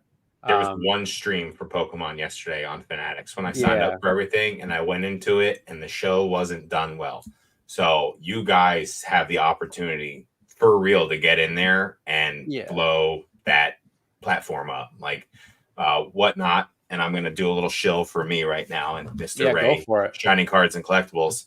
Please, after you check these two gentlemen out, please go and check Bonanza Dan, Ray, Larry, Sherbert, or myself. I will be streaming on Sunday at 8 a.m. Probably go 8 to 12. I just did a 5.5 hour show last Sunday. It's pretty awesome, dude. Like, and to say what Ponga was saying, like ripping packs for people and having people jazzed up about what you're doing, and being engaged with a different group of people, like Dan said, like not the normal flippers that we're used to or the hobbyists that we're used to, but some of the people in our streams, one of our head moderators, Charlie, one of our biggest customers, Kenzie, shout out to you guys. Thank you for being part of the Shining Cards and Collectibles family, are going to be at Collecticon. So we're going to end up meeting people that purchase in our shows and are active in our shows and are always showing up for our shows. So it's another community that you're building. And it's exciting to watch happen. And it's exciting when you do it right and you do it above board and you're doing it in a manner in which people can see what's going on. And there's no shady Blake's breaks kind of stuff or anything like that. It's awesome to see the kind of people that you bring in. Goodness begets goodness, and it happens in the streams, and it's nice seeing it. And I don't think you, PK, Ponga, Dan, any of you guys are going to have problems with getting people into your streams. You're all personable. You all bring something different to the table personality wise. It's going to be fun seeing the three-headed monster that is KetchumAllCollectibles Incorporated on Fanatics and eBay Live. Like, I am definitely pulling for you guys. I will be in your shows on Friday, Saturday. I'm going to be there. I'm your biggest champion right now. I can't wait to see where you guys take that on the new platform. Like I said, one Pokemon show yesterday, only one. And I had to scroll down endless thumbs to get to that one show. So, well, there's the scroll bar at the top. You just scroll all the way to the right and click Pokemon. Oh, well, there's only one live right now. Yeah. Only one. Well, there you go. I went the other way because that's how it's not like that on Whatnot, because Whatnot's a majority, it's Pokemon. So, like I said, different platforms. It'll be interesting to see what I know. eBay Live is kind of more directed towards singles. It seems like Whatnot is a more pack breaky kind of thing that's going on, although I'm trying to push singles as much as possible. And I actually have more fun auctioning singles off and single products because it's fun watching what groups of people buy what cards. And like you start figuring out, I know Ponga was talking about like doing like market research for what times we're going to be streaming, and PK's been talking about it. So I'm interested to see like from the ground up, because I got into Shining Cards and Collectibles. It wasn't from the ground. They had like 3,000 subscribers. We're almost at 9,000 subscribers now. I think I got like 200 subscribers on Sunday during my Sunday morning stream. So it's just crazy. Like the times don't make any sense where people show up. I had 88 concurrent viewers in my stream on Sunday morning. Like it's nuts. So like it's going to be weird. We have Larry Sherbert streaming at 1 a.m. in the morning, doing singles at 1 a.m. So like we're kind of trying to hit all the boxes. So I think you guys will be able to do it. I'm very, like I said, very excited for you guys. So right on. Please, in the description, both shows are linked. Dan and PK's massive stream on Saturday with all the craziness that Dan's going to, and Friday, that Dan and PK are going to be putting on Friday night at 9 p.m., correct? Yep, we're Friday night at 9. Yeah, Friday night at 9. 8 Eastern on Yeah. Saturday. And then 8 Eastern for Ponga on Saturday. Please go down there. There's also the promo in there for Dan and Ponga and PK streams. Catch them 20. And then there's also the $25 boost. Hashtag ad, hashtag affiliate. Yeah, bingo. $25 boost if you do sign up using their link. Please use all these links. Check in. There's going to be awesome deals. I know they're doing Gangars and stuff like that. So if you want to say what kind of stuff you're going to be pushing out the first couple days, you can go ahead and do that now too. Yeah, I was just going to add, I think we're in a very unique position where Dan's obviously where he is in his Pokemon journey to where inventory is never going to be a problem. And the variety that we're going to have right off the bat. And I've talked to Dan about this, like the first couple of shows, like I want to have as much variety as we could possibly have. So like think of like all Scarlet and Violet sets, a bunch of Sword and Shield sets. I mean, I know Dan, they're going to be auctioning like Evolving Skies and PSA 10 alt arts like Gengar and all these things. And I don't know that there's maybe back in the early days, but of like Whatnot and stuff, but I don't know that there's many streams out there starting out. First couple of streams are going to be auctioning, $300, $400, $500 items. And where they go, they go. We're in a very unique situation, like I said, to where, hey, if we lose on some items, it is what it is, and we are going to learn from it. And then I also want to add, PK and I have been put in a very unique situation where Dan's like, hey, I trust you with the keys, basically, where, hey, you could auction this $400 card, and if it goes for $150, and then the next stream it goes for $150, don't run it a third time, probably. But like, not many people would want to even experiment with that. So just very happy to be in the position I am. Looking forward to it. We're going to have some good stuff starting this weekend and moving forward. So awesome. Yeah. Same thing with Ray. When Ray sent me all the info for Whatnot, he's like, well, you can see everything now. So I literally have the whole back end of what Ray's got going on. And then the other day, Sunday, I auctioned off a whole box of 151 Japanese. And I asked him beforehand, I was like, can I run this? And he goes, it's your show. So like, do what you do. And that's the best part. Like Ponga, that's the one thing I can say to you, and PK, if you're listening, if you watch this later, just be you. Because people like you for you. That's why people come and watch us. People come and hang out with us. Like people like you for you. So just be you. Don't try and be anyone else on that stream, and just have a good time doing cards the way you do cards. Like I didn't watch a lot of streams before I went live the first time. I didn't want to be influenced by how other people were doing things because I just wanted to be organic and be Bierski on the stream, and it's worked out for me. So that's my biggest piece of advice to all of you when you go do it. I mean, obviously you've been doing lives for 3 years now, Dan, and Ponga's been doing it for a year and a half, and PK's been doing it for years. So you guys all know that, but people will, it's funny. You go on some streams, you can tell the people who are acting and the people who are themselves, and it's noticeable. So I act the entire time. I'm not like this in real life.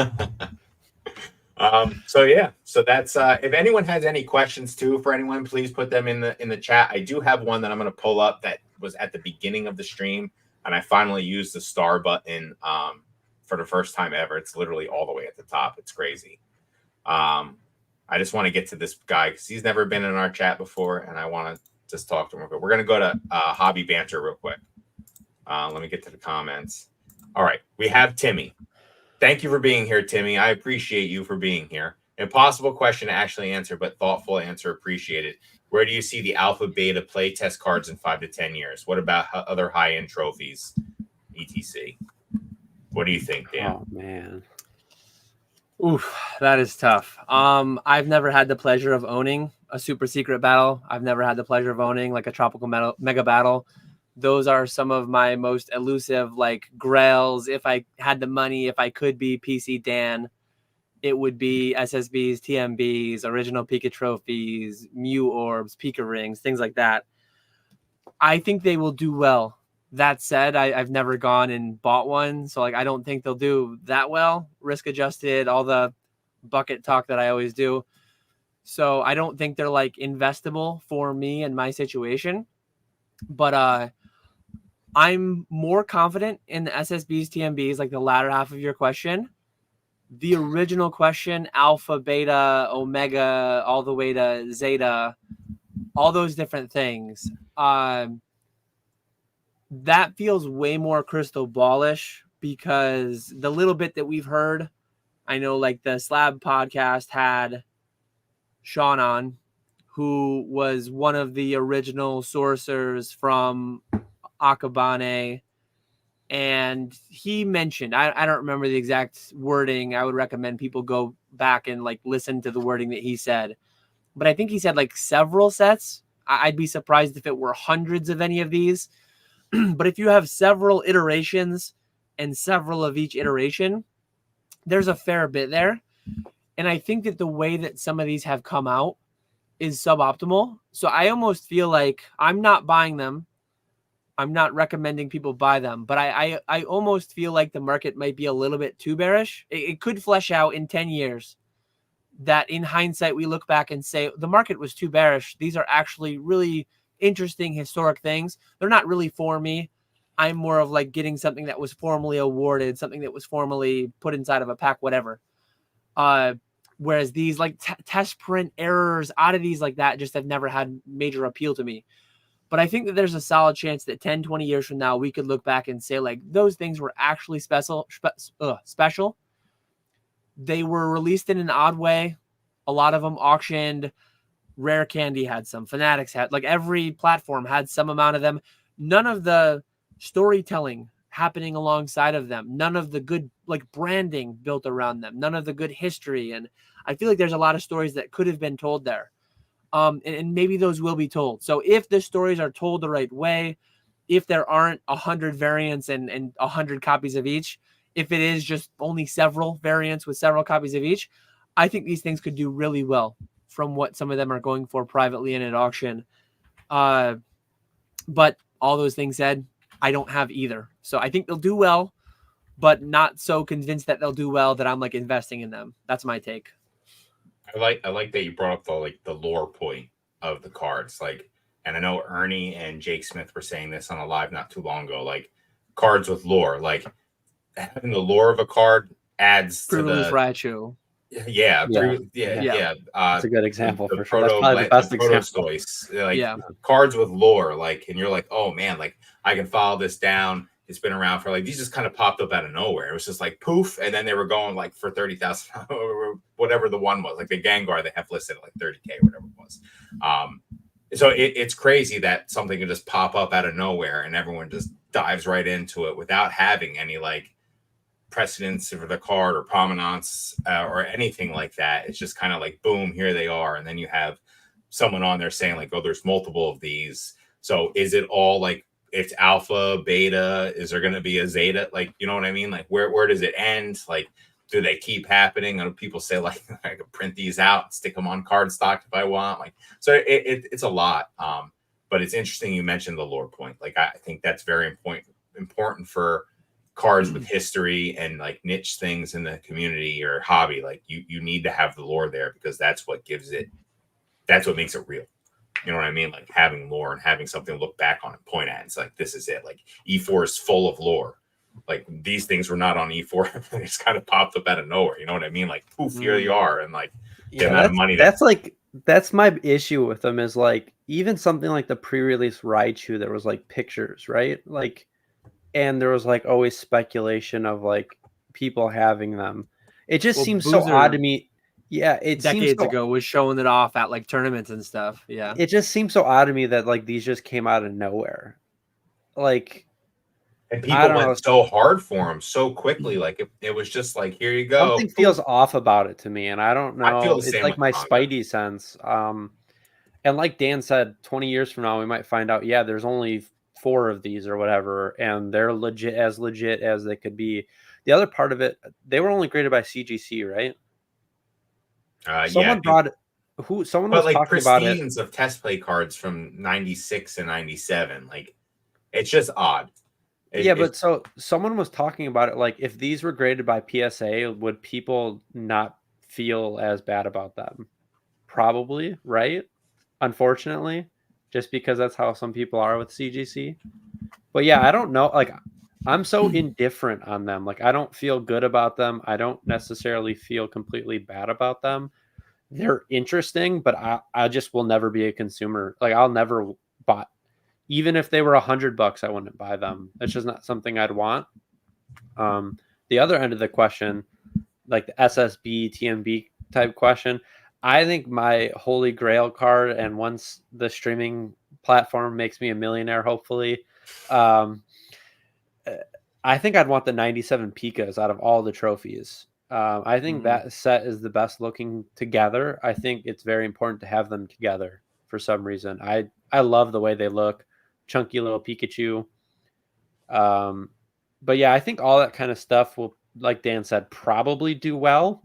But like, that's not my investment area. I'd rather put $100K in modern booster boxes, if I'm being honest. Right on. All right. Well, thank you guys for that. So what else we got going on in the hobby? Pongo, what personal stuff are you going after in the hobby? Not streaming, not anything, like personal collection stuff. You flipping anything? Like what are we trying to do with what you're getting ready for Collecticon? What are we bringing to Collecticon? Talk to me. So I was gonna say, what do we got going on? Collecticon's like next week, week and a half. half. I will see you next Wednesday. I'm so excited, Pongo. Yeah, I'm really excited. That obviously, Jersey was unreal, going to your house. But I think from just Collecticon, I think this one, it's hard to say for sure, but I think this one might be nuts. This is gonna be the biggest, 6 sections. Yeah, the biggest one. We have 6 sections with just us. And I know, like, my brother, the card shop he works for, is going there. Like, I think there's going to be a lot of people. Obviously, I hope. What I'm bringing, God, can you come help me figure that out? Because I've been so focused on making sure I'm going to have a good stream on Saturday and tweaking my setup of every minute of my life. I have no idea how, so I have 2 tables. It's the first time I've ever had 2 tables. I'm going with just 2 cases for the 2 tables. And then the rest of it be like random sealed stuff. So I'll have, blister packs like I had in Orlando with those like walls with the hooks on them so I could hang them up. I was kind of playing with the idea of bringing like a small shelving unit to put behind me just for some of the bigger sealed stuff. I did notice at the last Collecticon that there was guys walking around buying a lot of the rarer sealed stuff, things like Shining Legends, Super Premiums, that kind of stuff I have. I do 100% know that I will be bringing these and hopefully selling them. So nice. I have the Tokyo one and the Yokohama one. If you're interested, the Yokohama one has a small little rip right there. Oh, scam. But to be honest with you, I'm going to price it a couple $100 below market. This one's probably the coolest one. It has Ultra Shiny GX packs in it. But those have been like my holy grail items I've had in my collection for quite a long time. I think I only got them for like a couple $100 now that they're $1,000 or whatever. I think it's time to let those go. But yeah, I don't know how I'm going to do it, how I'm going to transport everything. I don't just have a backpack and a slab case this time. So yeah, you'll help me. I have 2 thumbs and I'm a mule, baby. I'll carry whatever you need, wherever you need it. I guess I'm like a little worried about it because like where I parked for the National. So like obviously they have loading day on Friday, but like I'm not going to dump my stuff there Friday. So I'm going to bring it Saturday morning. And where they had the parking garage for the National was quite a ways. Like it's across the street. So like lugging all that stuff across the street. I talked to you about it. I might just dump it at the curb, go park my car and come back and just leave it in the front with you. I'll go fist cuffs with whoever comes up. Yeah. Whatever you need, dude. We'll be strapped. But no, I'll have the typical like English sealed stuff, Japanese sealed stuff, and kind of play around with how I'm going to set it up on the second table. Nice. I wish I had more singles though. I don't. What do you like? What do these people do to get all these singles? They like, yeah, I bought this collection, I bought that collection. Man, these people are selling collections for like 90% on Facebook. Like, I'm not all about making 10% on a $5 single. I'm good. I'm all set on that. Like, Yeah. Yeah, I've had good luck at getting 75% on Facebook Marketplace with people. Singles, master set collections, like see, like you just have to like listen, you're gonna wade through a lot of trash to find that that's seller. the problem is like You I are don't gonna want to wade go through, through you're trash. gonna talk to a lot of people who are gonna seem interested for half a second and then never respond to you. But then you will find the one guy that you meet up with, or the one person that's willing to ship you a collection and take PayPal and all that stuff. And it's always like a cha-ching. It's Listen, always great. I just want someone to come to me with $5 to $20 singles at 70, 75%. Don't want Just your come to me. bulk. Just Don't walk on a want your silver platter. reverses. Like, Yeah. I don't want to deal with all these cards. Is that so much to ask? Maybe half like, of them yeah. are gradable. Can you do grade my them job black for me? labels. Listen, I won't grade a single one. Just let me fill my one binder and I'll be happy. So, well, apparently a lot of people get their cards from Thievery. Thoughts on Thievery in the hobby right now? It's been kind of crazy. And obviously tongue in cheek here a little bit. I'm sure there's a lot less thieves in the hobby. We think it's obviously just being brought up because we're catching these people now. But what are your thoughts on it? Like, we're seeing it happen. It's kind of gross. People are getting caught on camera and then just like lying about it. I don't know. I don't watch a lot of it, but I know it's happening and it's being brought up here now. So thoughts on thieving in the hobby at cons specifically? I'm on BB's side. I don't think there's a significant spike in thievery. I think it's just being caught more with all the vendor POVs. The amount of times that people have just slid a single out of a binder and not paid, and how many people would know? How many people track their single binder that well? When you have camera, though, and of course you're going to put it in the headline, and of course drama sells. So there's probably been some amount of those videos over the past years that didn't really catch the YouTube algorithm or whatever. But now when they do, it goes right to the top. Ooh, shout out Professor Oak. Yeah. But I think generally it's just more of a eyes are being on them. Like planes don't crash very frequently. Some people have a misconception that planes are so dangerous because like anytime one goes down anywhere in the world, it is like global news. It is national news, global news. It's just spotlights being put on things that are not that frequent. But that said, like protect yourself, keep an eye on things. Don't be too willy-nilly with just passing things over the table and having 5 customers with stacks of $1,000 in their hands. Yeah, I don't know. Maybe it's like how I am. And I think it's a lot easier when I only had one table. So I'll see with 2 tables. Like a hawk, bro. I was dude, like a hawk. I genuinely don't think someone could steal something from my table. Like, I'm so hyper aware of every single thing that's happening. I think the only likelihood would be someone stealing a $1 single. But at that point, if you're stealing a $1 single, like you probably need it more than me. So I've brought this up plenty of times, but I watch a lot of video game content.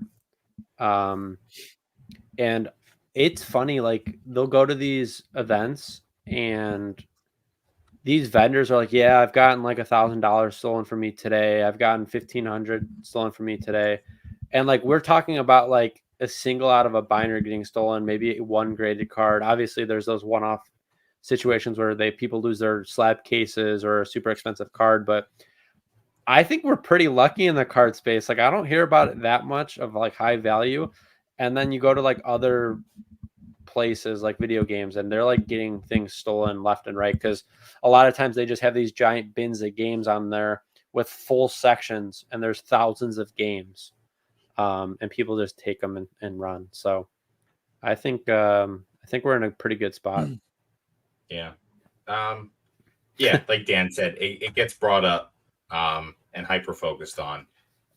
It sucks that it's happening, and I honestly don't know what's going through people's minds when they decide to do something like that with people they're vending with in the same section. Like, it's a level of trust you're giving people, and to have that broken just like kind of sucks a little bit. So, and I've said it with Chef, and I've said it with other people in this group. Like, I'm so happy that this is the group that I'm in, and this is the group of people that I am with in the hobby because we do have each other's back. And I don't think like, and for a lack of a better term, like cancer or a rotten apple can work its way into that group, our group, because we would literally flush that out pretty quickly. It would be like a, you're not good for us. And it would kind of be like, all right, we're done talking to you kind of deal. So I feel like we're lucky in that way. And we do have each other's backs. Someone stole something for Pog and I'm in a section. I'm running after the guy for Pog. Like that's Pog. So like, I brought that up, right? Like we had this conversation when I was like consigning Bobby stuff. Boucher's mom running after Ricardo. Like I'm going for it, bro. Like, let's go. When I was consigning stuff for Dan in Jersey, I was like, what would happen if someone just like took this poncho and ran? And I said, well, I trust the people that I'm around that someone's not going to come and grab more stuff. I had BB and Benji who TCG'd right next to me. Like, I'm going for that card. Like, I'm not letting that person take it. So yeah, it kind of relates to what you were saying, is like the people we vend with, I trust enough to just leave my stuff there if I have to. Yeah. And if you left the $20,000 worth of cash on the table, one of us isn't going to put it in our bag. Well, like that's the, you know what I mean? Like that's the kind of stuff. Or I'm going to put it in my bag so I can give it to you when I see you in 10 seconds. Like, it's, you know what I mean? Like it's just wild. Benji, you're all talking chat, man. You're like, I'll have Jason Page sign it and sell it back at 500%. Only in Dan's section. It's got to be in Dan's case. First mistake, trusting who. Damn right, basic. I'm chasing. I'm chasing. I'm gonna catch you. I love it.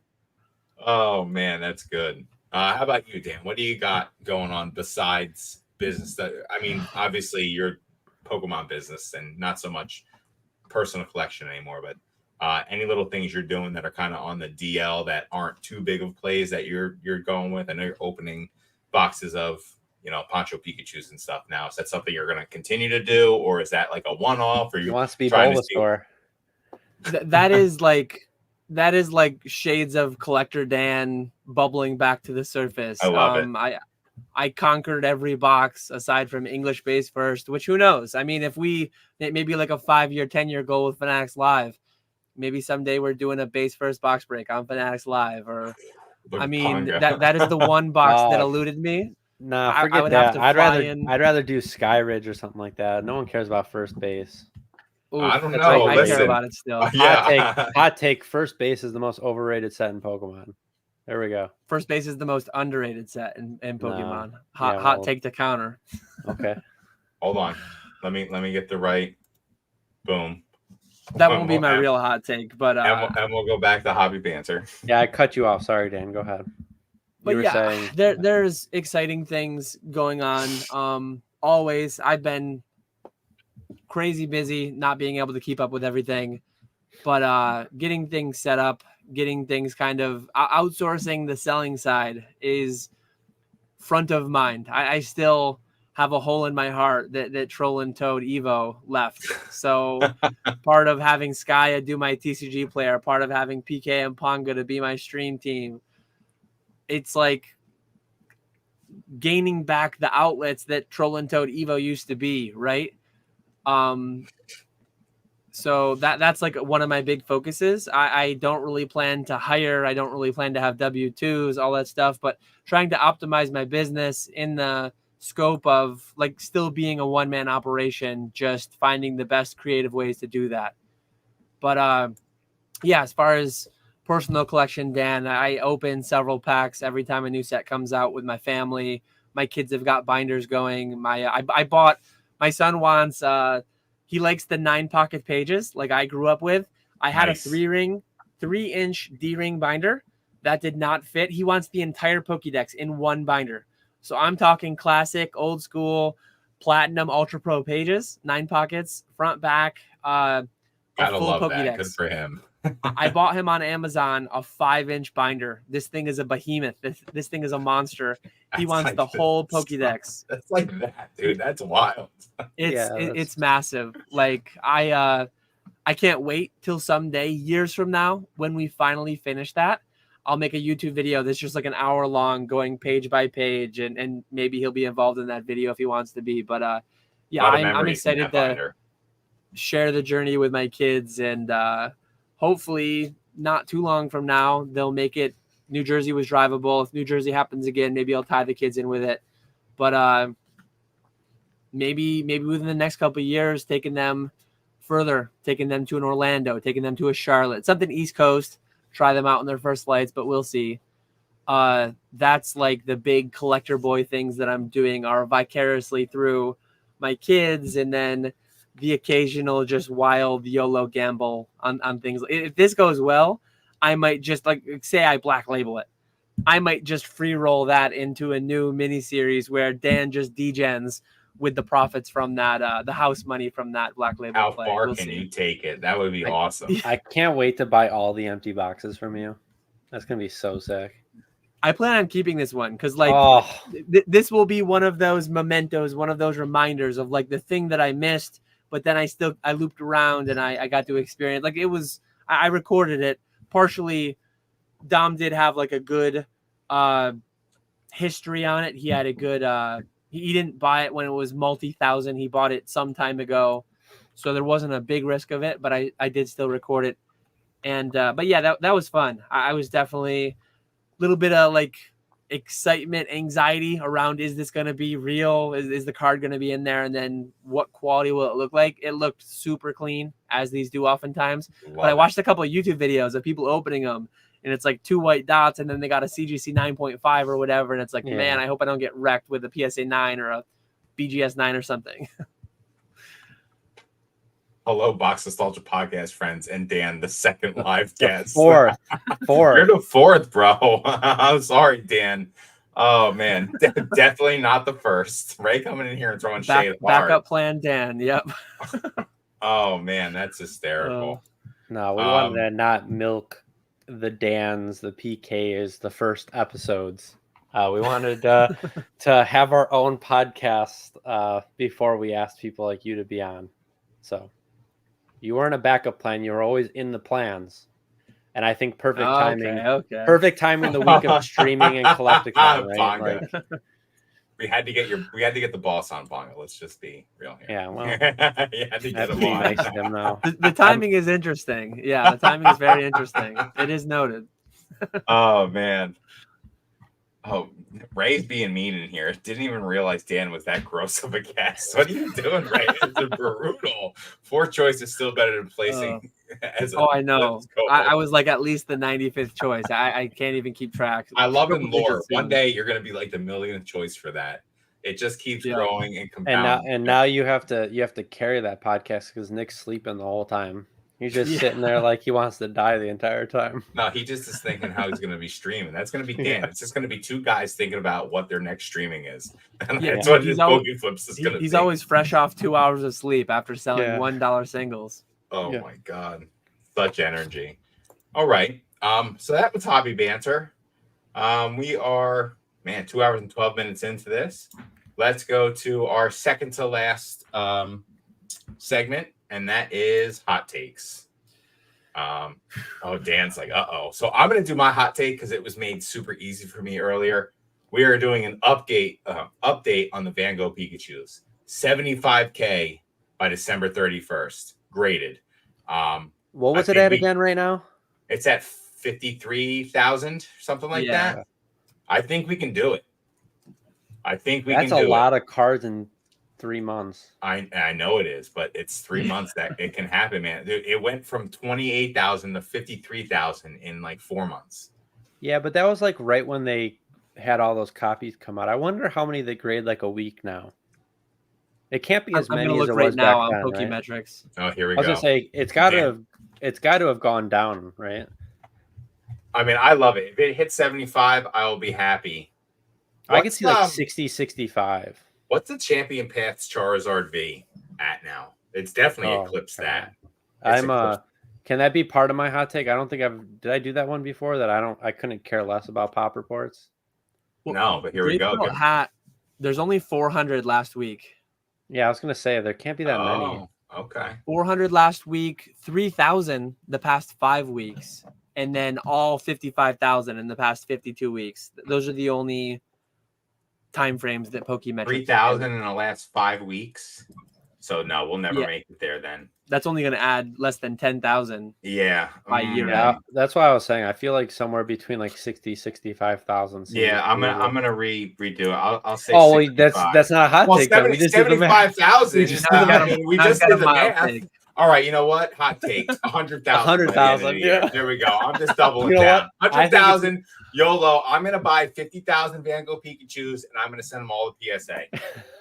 This also doesn't count. What about? To be honest with you, CGC that might pops? be Are we adding? Are we adding CGC No. pops to this too? They're a Looking lot at that, lower. They're a lot like. There has to be a lot at CGC though. It's not. I just did I'm this the looking. other day. I'll double check it. CGC. Dan's a pop report checker. Ew. Well, I just did it for the Patreon thing. Yeah. I love when The Dan C- goes on Discords and says how he catches himself pizza tracking every once in a while. He goes, I had to do it. And it's just so funny. CGC And it's says like, what? 3,000. Pop report tracking is not pizza tracking. Pop report tracking for data, that's different. It's 3,000 at CGC and only 2,000 at Beckett. Only one black label at Beckett. Wait. Question for Dan. Can I offer you Larry in a first round draft pick and next year's streamer draft for Ponga? DMs are open. Wait. I hope Larry doesn't watch Box Nostalgia. Hold on. He was Larry. He was talking openly in our group chat for Shining Cards and Collectibles about trading Larry to Dan today. Like, and it was dark. Oh man, it was so dark. that I was like, is poor dark. Larry. I love Larry, but if I'm worth Larry in a first round draft pick, I'm feeling good about myself. Dude, Larry For sure. Sherbert's an I'm bullish S-tier on my human being. team. My team. I mean, they are independent contractors. Oh, I come think. on. 1099. If anyone wants to pay up, and if anyone wants to My buy DMs some of their are time open. away, they're gonna have a hard time. But yeah, they are free agents technically. I don't have them under I contract. can be bought. It's not gonna be cheap though. He not under contract, but he has a good launch rate that we've been talking. Hoot. I opened you a Japanese 151 box on Dan's Live. I am very proven. Also, Ponga was given all of Dan's boxes of 151 in Jersey, and BB pulled the God Pack out of it. So Ponga is good. Here we go. Hot hands. I don't know. I have a proven track record of selling a lot of inventory, live selling. So, Will you ever stream a PS5 game, or are we sticking to RuneScape, Dan? Dan doesn't own a PS5. Yeah, I I think used to Dan's play more of an Fortnite. I don't Xbox have a guy, PS5. Switch guy. PC. I had PlayStation Okay. growing up. I'm a I had PC 1, guy 2, too. 3. 1, 2, 3. I never got 4. Then I went to PC. Is Ray the Jerry Jones of streaming? I hope not, because I'm never going to win a championship with him, and that would be sad. Oh man. I've been scouting. All right, so Dan, what's your hot take? Because Ponga said pop reports are. No, my hot take is I feel like it might not even be that much of a hot take, but just like at least within our group of people, that Pokemon Pocket's basically going to be dead by like Q3 next year, Q3, Q4. Wow, I like that's a nice hot take. I like. And when I that. say dead, I mean like it's like what Like, Pokemon Go is now, right? Like no one talks about Pokemon Go. I still play it. I know Dan still plays it a little bit, but no one talks about it anymore. It's just another app on your phone. I feel like it's going to be that. I think it will be like Pokemon Go. I think it'll like it won't boom as big, but I think it will just milk whales. Like there will be people that are addicted to it. Digital cardboard crack. Like I don't want to make this my hot take, but I would say I think I actually heard PokeNE Brian said something like his hot take for the year was that it'll make like 400 million. I don't know if that was monthly. Low. That might or be for next year. Monthly. I think he said it'll make 400 mil monthly by the end of the year or something, or maybe early next year. I'm more on his side. I think it will print relentlessly. I think it'll get a lot, like kind of like Pokemon Go, but to a lesser initial pump. I think it'll be around in 10 years, and I think it'll make them like a disgusting amount of money. Yeah. Which I like. I won't be that consumer base. I might still have the app. I might open some free packs here and there, kind of like I play Pokemon Go free to play. But I hope it makes them a bunch of money. Hopefully not at the cost of actual cardboard, because I can't grade digital cards. I can't sell them per their TOS, I'm sure. So, but yeah, I'm Well, that's kind of where I'm coming from, like, right? Like, yeah, it's really cool off the bat. They have all these Gen 1 Pokemon there. They look so cool, but at the end of the day, like, most of us are going to do nothing with it. So it's going to be forgotten. And I feel like there's so much hype about it because all these cards are getting revealed and people are playing it. But I'm watching it. I'm like, yeah, I'll open the packs, but like, I'm not going to do anything with it. So yeah, They're definitely going to release a Pokemon Pocket set with these arts in it at some hopefully point. better than Pokemon Go was. Yeah. But I'm hoping it's just these arts. that was one of my Like, hot takes earlier in one of our earlier episodes that I actually don't mind Pokemon Go all that much.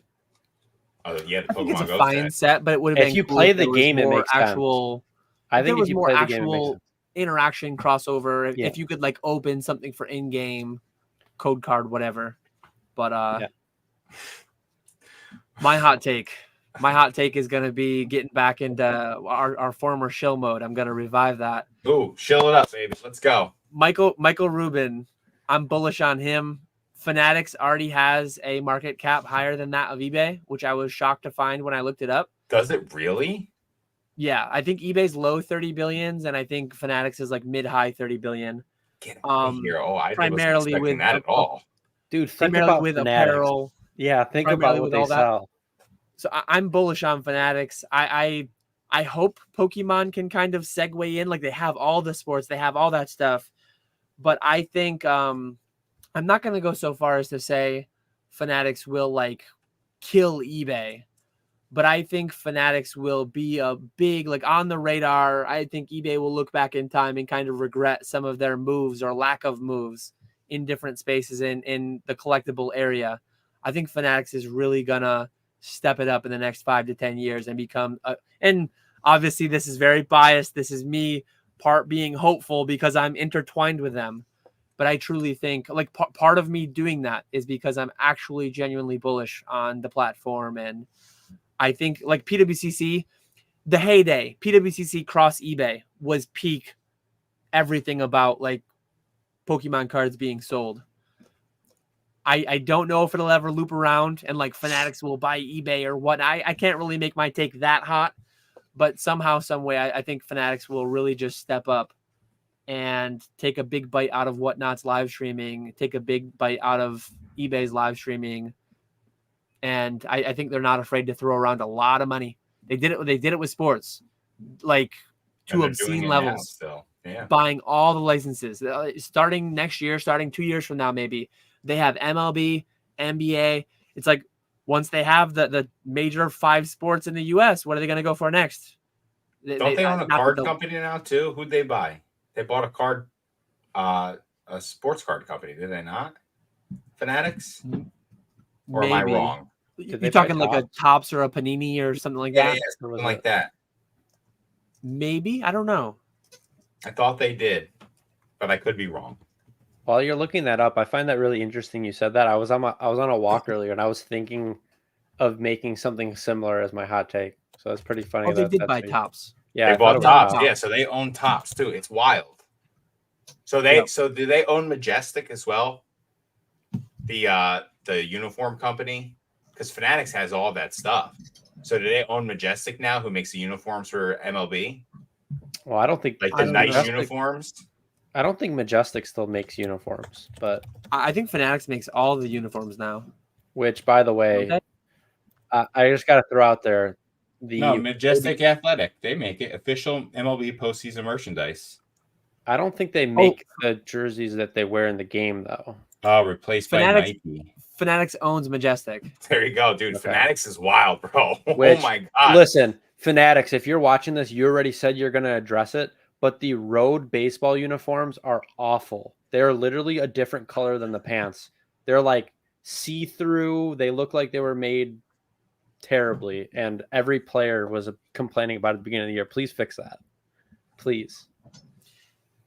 And I actually I thought that was going to be my hot take.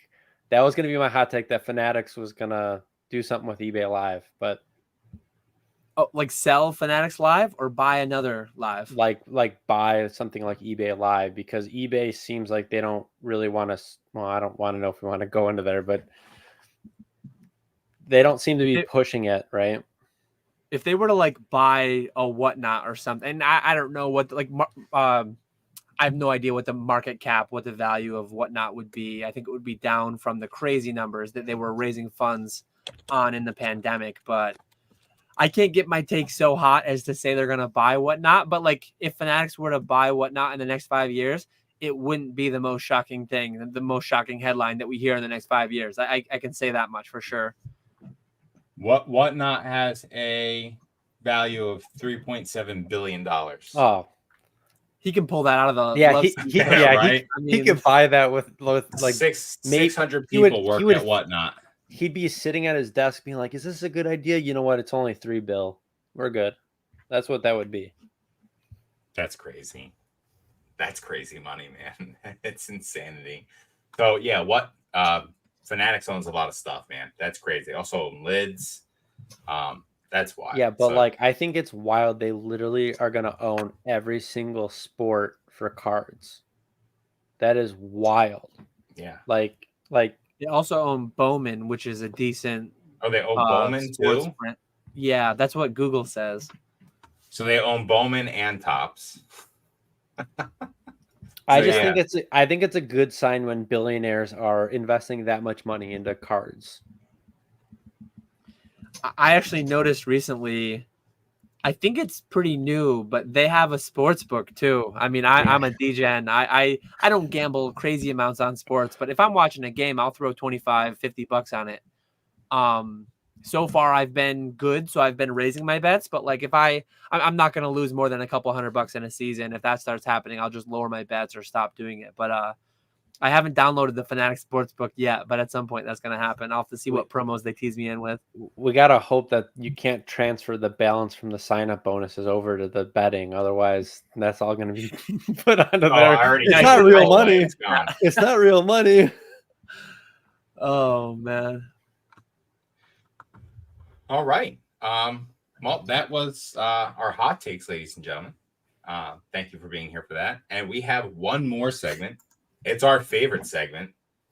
Let me get this pulled up real quick. I want to do it how we did it with Jake Smith and Ernie, where our guest is the person on the hot seat and has to name all the Pokemon. Okay. I'll get them all. He goes, I'll get them all. Make sure you add all the generations. I'm adding all the gens. I think, I forget if it was the last one or 2 times ago.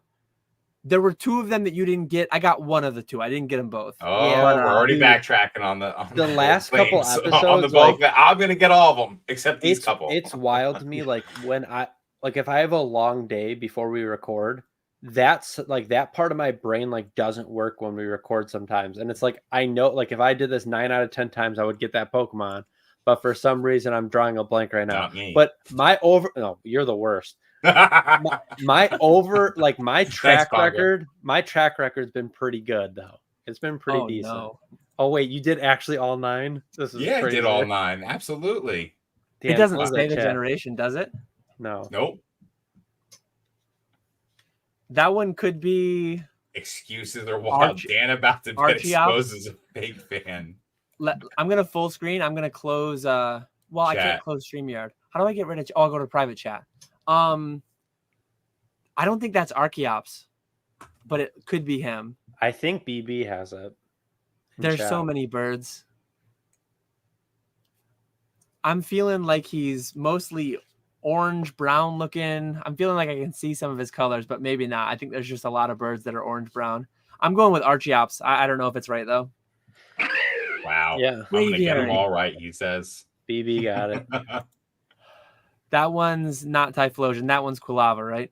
Yeah, you are right. Yeah. I just literally caught him in a raid. My family did that raid. It's hard when you're on the hot seat, Dan. See? It's not easy. Because I know all 3 of these that we've done so far, and I never know them. So because I'm not in the hot seat. We just did a raid of him. Well, this is fabulous. Before you say what it is, I'm gonna be so mad when I see it. It is a Cleavor. I think we just raided that one. Dan's sweating. Is that a Pokemon? That's Yes. a Pokemon, dude. I could, yeah. This is classic. I'm loving every second of this. Yeah, this is going rough. It's so much harder when you're on the hot seat. It almost looks like a Lapras, but it's not Lapras. No. If it's not Gen 1 or Gen 2, I think you don't Hoot Hoot know. has it. I think Hoot Hoot got it. Or Brad said it too. Brad said it too. I don't even have a guess on that one. It looks like a hippo. Oh, I know. Hippowdon's like. It's hard. Is this the first time you guys have ever had all 9 gens in? Yes, Yep. we've only gone up to 6. We've only gone up to 6. Yeah, this is actually nuts. We I can, don't we know can who go that is down. either. We can go down to. I know hold what on. this Pokemon looks like, but I can't think of its name. We'll do See, the before first you 6 got- gens. Before you guys click it, you guys got to say it if you know it. I'll be on the hot seat. I'll be the first to guess. I have no idea. Well, what the thing Pokemon is, I have the chat open, and I think I already saw it, so I can't say it. Oh, well, everyone close the chat. Well, All yeah. right. Well, You guys save me if I can't get it, which I haven't gotten like 7 in a row now. Do you know what that is? Oh, well, we saw it. So yeah. All right, so we're going back down to 6 gens. I've heard of that one.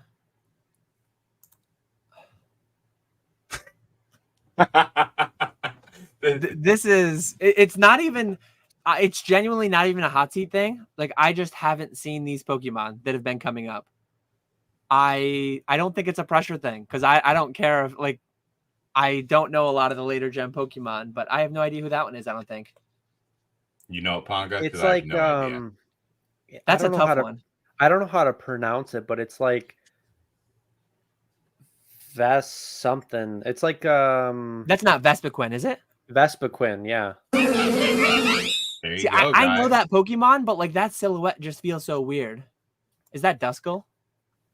It looks That like is Duskull. Yeah. I feel like I know Vespiquen. It's Combee, Ribombee or whatever, and then I mean, Vespiquen, I think. saw it and I knew instantly what the Pokemon looked like. So I want to say Toxicroak, or is that Krogunk? That's Krogunk. that's Krogan. Yeah. Toxicroak. All right, let's do like one more after this one. Rattata. Or one more hard one. Let's go to one more hard one. Ooh. Is that Tyrant? Or is that? I can see the Pokemon. It's not on my- Granados. I think it's Tyrant. No. Yeah. Oh, so it's I was Granados' evolution. Yeah, Granados evolution. That's why That you was said Granados. Shogun? Like, yeah. What's that, Dan? Shelgon, the Bagon, Shelgon, Yep. Salamence, Heracross. See, yeah. I know Pokemon pretty well. Like 7, 8, 9. I do not know. Magneton. Yeah. Okay, these are. All right, one more. Ooh. Salazzle or Salandit? Salazzle, I think. Oh, that's a hard one. Some of those are tough. Like I know the vicinity of it, but yeah, that one was a tough one.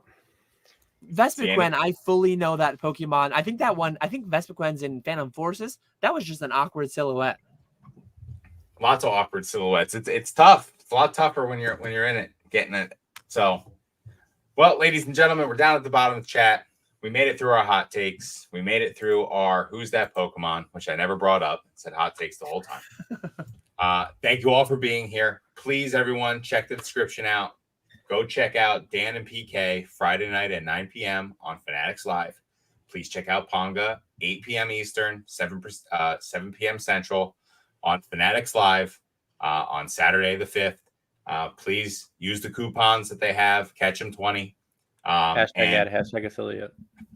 And please click on the link if you haven't signed up for Fanatics yet and get your free $25. And if you have a PSA subscription, please also use the Fanatic Live coupon through there or code through there. I did everything today. It's fairly simple to do. Find it in your email. Just search like Fanatics Just credit. type PSA. in literally Fanatics Live in your email, PSA, and it'll pop up. And if you don't use it, you'll get an email monthly from them saying to use it essentially. So. And one little thing, I know some people had difficulty. I did get some further insight like a couple hours before we went live from my rep. So Fanatics owns everything. if you have formerly bought like I have so many t-shirts, Jets, Mets, Rangers that I bought from Fanatics. If you have a fan ID that you created to buy like your favorite team's merch, you likely won't qualify for the 25 because you already have a fan ID, you already have an account. So some people not getting that 25 actually don't qualify for it, because even some people who formerly had a PWCC that got migrated over to Fanatics Collect. So some of that you won't qualify, but still the 20 is unique to Fanatics Live. The PSA credit is unique to Fanatics Live. So if you are a PSA member, you will have either the 60 or the 125. And regardless, if you have done PWCC, Fanatics Collect, you will get the Ketchum 20 on your first live purchase. Awesome. Yeah. We also need to pump. Bierski will be live Sunday morning on Shining Cards and Collectibles on Whatnot. Hopefully Ponga will do a 12 or 13 hour live stream that will just roll right into Bierski being live. That would be fantastic. And a little cross-platform rating, that would be fantastic. Well, I don't know if we could talk about other platforms on them. So we'll hold on. Check out all Bierski socials. Check them out on the socials. Thank you. Yeah, like me shouting out Chef for eBay Live on Whatnot, and Ray like private messaged me like, "Yo, you can't do that." Yeah, definitely not. But thank you everyone for being here. We really appreciate you taking your time out of your Tuesday night. Yeah, thank you, Dan, for coming on. Thanks for having me on. Yeah, absolutely, guys. Have yourself all a good night, and we'll catch you in 2 weeks. Peace out.